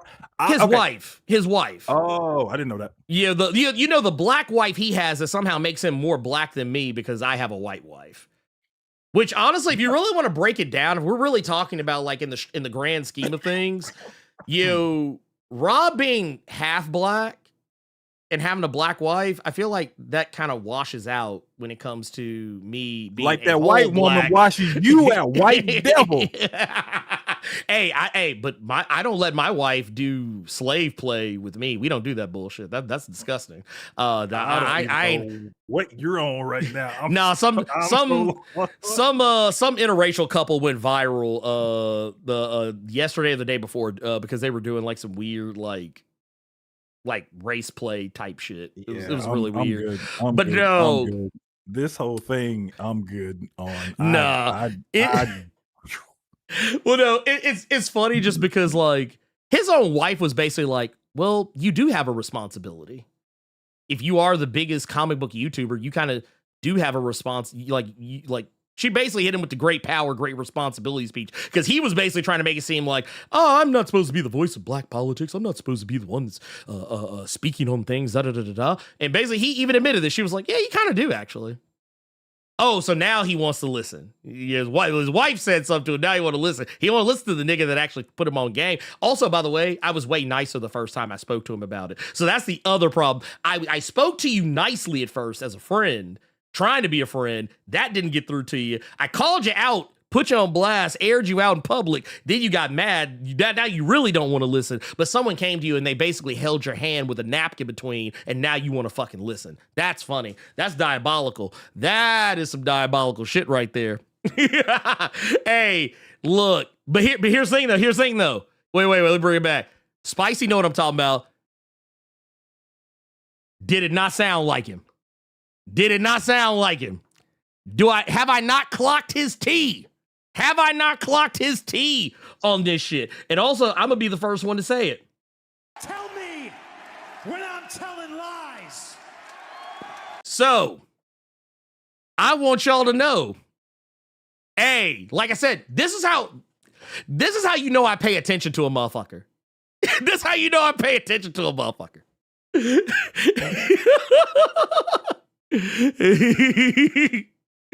And then ironically, Lil Bill had a read like yours on this. Exactly. That's why I fucked with Lil Bill on like FD. I love FD, but I felt like FD was trying to be too polite. And that's the thing. That's FD. That's him. He's a way here's different. Okay. Here's how you can because everybody always jokes that me and FD Signifier are like the same person, but just in different spectrums. Here's the reason how you can tell the difference. FD Signifier is a reasonable person. He is. He's a very reasonable, he's a polite person. He will air you the fuck out if he feels you deserve it. But he's largely a lot nicer person than me. And that's okay because I'm not nice. I say that shit all the time. I am not nice. I am kind, but I am not nice. Those are two completely different things. Exactly. No, this is exactly it. That is the difference.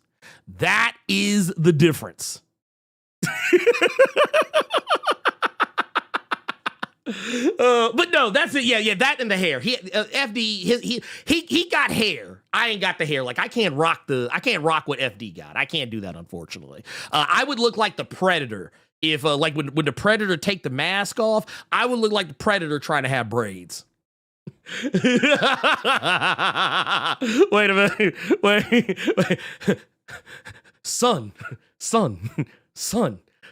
Let me tell you something, son. That impression was amazing. Yeah. Man, let me tell you something. Let me tell you guys something, man. This comic, it was amazing.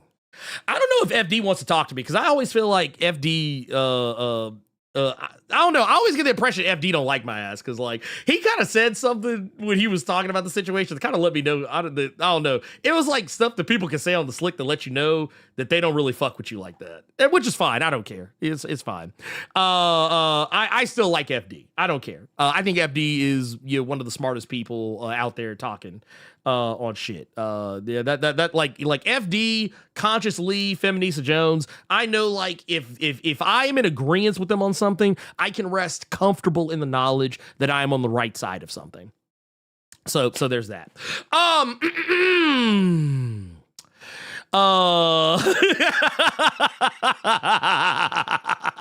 Yeah, exactly. And that's the thing. He dabbles in nerddom. He's not that deep into it. That's why. Like, that's why when he was talking about how, like, when he made the comment that he didn't really know who I was, I actually found it funny because he said some shit. Like, he has repeated some shit that I've said before, but maybe that's because great minds think alike. I don't know. But I do feel like that is why he had the read on Rob that he did.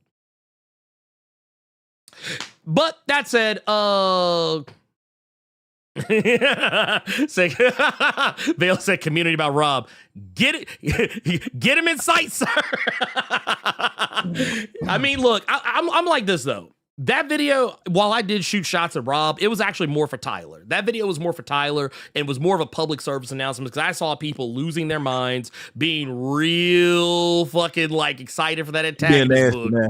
You're being nasty now. Stop lying. You can't say that video. You cannot say that video. I didn't even know about it until like later last night. But you can't say that was more for the comic book writer when your thumbnail had Rob. MAGA comics are amazing.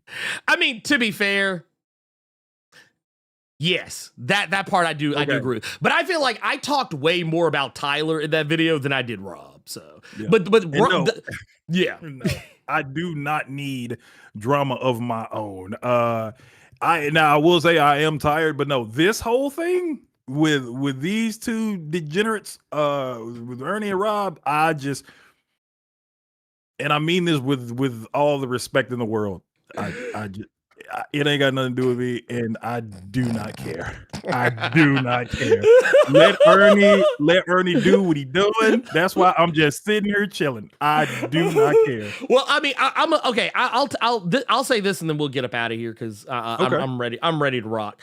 The only reason I actually made that video, like, and I'm being real when I say this, okay. The only reason I made that video, it honestly did not have anything to do with Rob. It actually had everything to do with Tyler, but because Rob decided to platform dude, Rob became a target-rich environment because of that.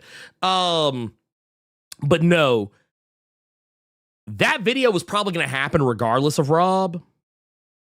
Rob just sped up the timeline on it.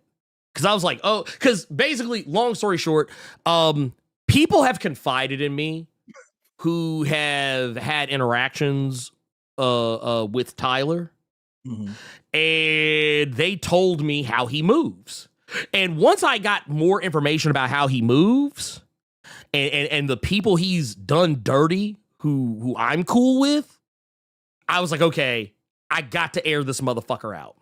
Okay, I was like, I gotta air him out. You did tell me that. Yeah.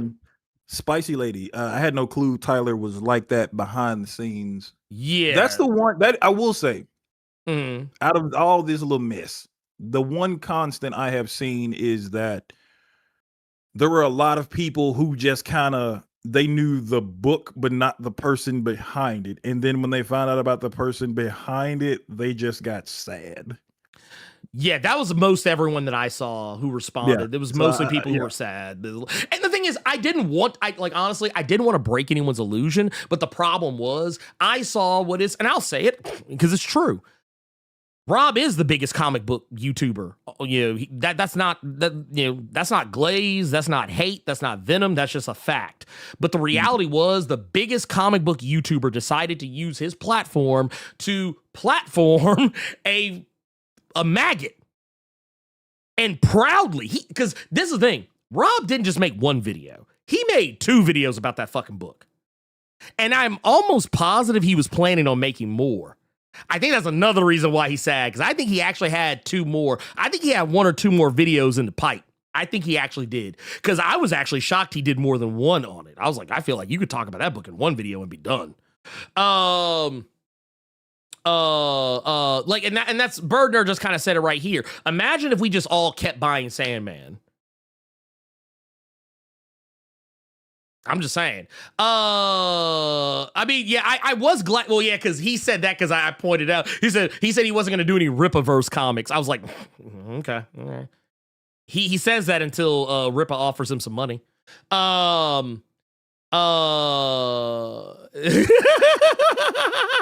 Yeah, I think, yeah, we'll probably end up seeing yeah, I think we'll end up seeing he's gonna get a book with Chuck Dixon, and he's gonna pretend that he didn't know Chuck Dixon was a piece of shit too. We'll get that one. That'll be a thing somewhere down the line. Mark my fucking words. Or Rob will make a comic made with AI, because we all know how much he loves AI. Because people broke his neck over that shit too. But no, the reality was I saw a problem and I pointed my energy towards it. Rob just happened to be standing right next to the motherfucker. But Tyler Forrest Martin was getting aired out regardless. Is Rob Sebastian Shaw? I mean, I don't get the reference. Yeah, I was gonna say I'm trying to get that one too. Like explain it to me and then I'll figure it out. What did Rob do with AI?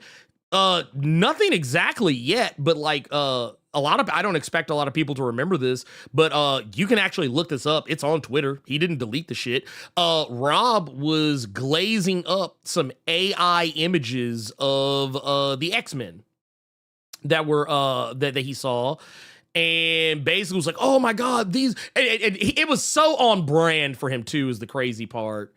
It was actually really on brand. I'll just pull this up and you can see it right here. But basically he's like, someone made X-Men AI art and it's amazing. Like, that's basically what he did. And then when people started calling him out on it, he started coming up with bullshit ass excuses as to why people don't like AI art. Well, you hate AI art for the same reason others do. Art is viewed as unique to humanity.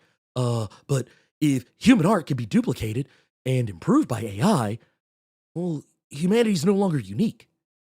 AI art makes you question your place in human nature on a subconscious level. I was like, get that bullshit out of here, my guy. Get that bullshit out my face. You a lie and the truth ain't fucking in you. Also, anyone who still unironically uses the pedo Nazi app, I got questions for you. I'm sorry. I just do. Okay? I don't use Twitter, but I can screenshot that shit. And every time I see Rob, and Rob just is all day on the pedo Nazi app, but hey, you do what you got to do. Maybe he'll make his own channel and talk about his personal issues over there somewhere. But anyway, that said, yeah. Ask a real artist. Ask a real art. That's this right here. Ask a real artist how he feels about AI art. Why is Rob even commenting on this? The thing is, he saw the art. He just thought it looked cool. That's all he was thinking about. That was all he considered. He wasn't thinking about shit else. And then people busted his head over it. And that was, and then he tried to fucking play defense. He does that shit. Anytime he says some wild shit, and it's not the only time, he's talked about AI in other instances. I'm pretty sure if y'all hear any minute, any time now, if Rob tries to make a comic with AI, or he tries to make a comic at all, he will use AI art. I promise you that shit. I promise you he will try. And everyone's gonna be like, wouldn't expect that from him. Yes, you should expect that from him because he is a fucking child. But anyway, I said all I have to say about that. But no, please, if you can avoid it, don't buy the antagonist. For one, it's a just okay book. It's an aggressively okay book. And that's if you get a clean digital copy of it. That took 2 years for him to put together. And don't give that man money, because I'm going to tell you right now, if you give Tyler Forrest Martin money, all you're doing is fueling his addictions. That's all you're doing. You're fueling his addictions. So here, let us help Tyler help himself and not buy his shit. So with that said, the antagonist...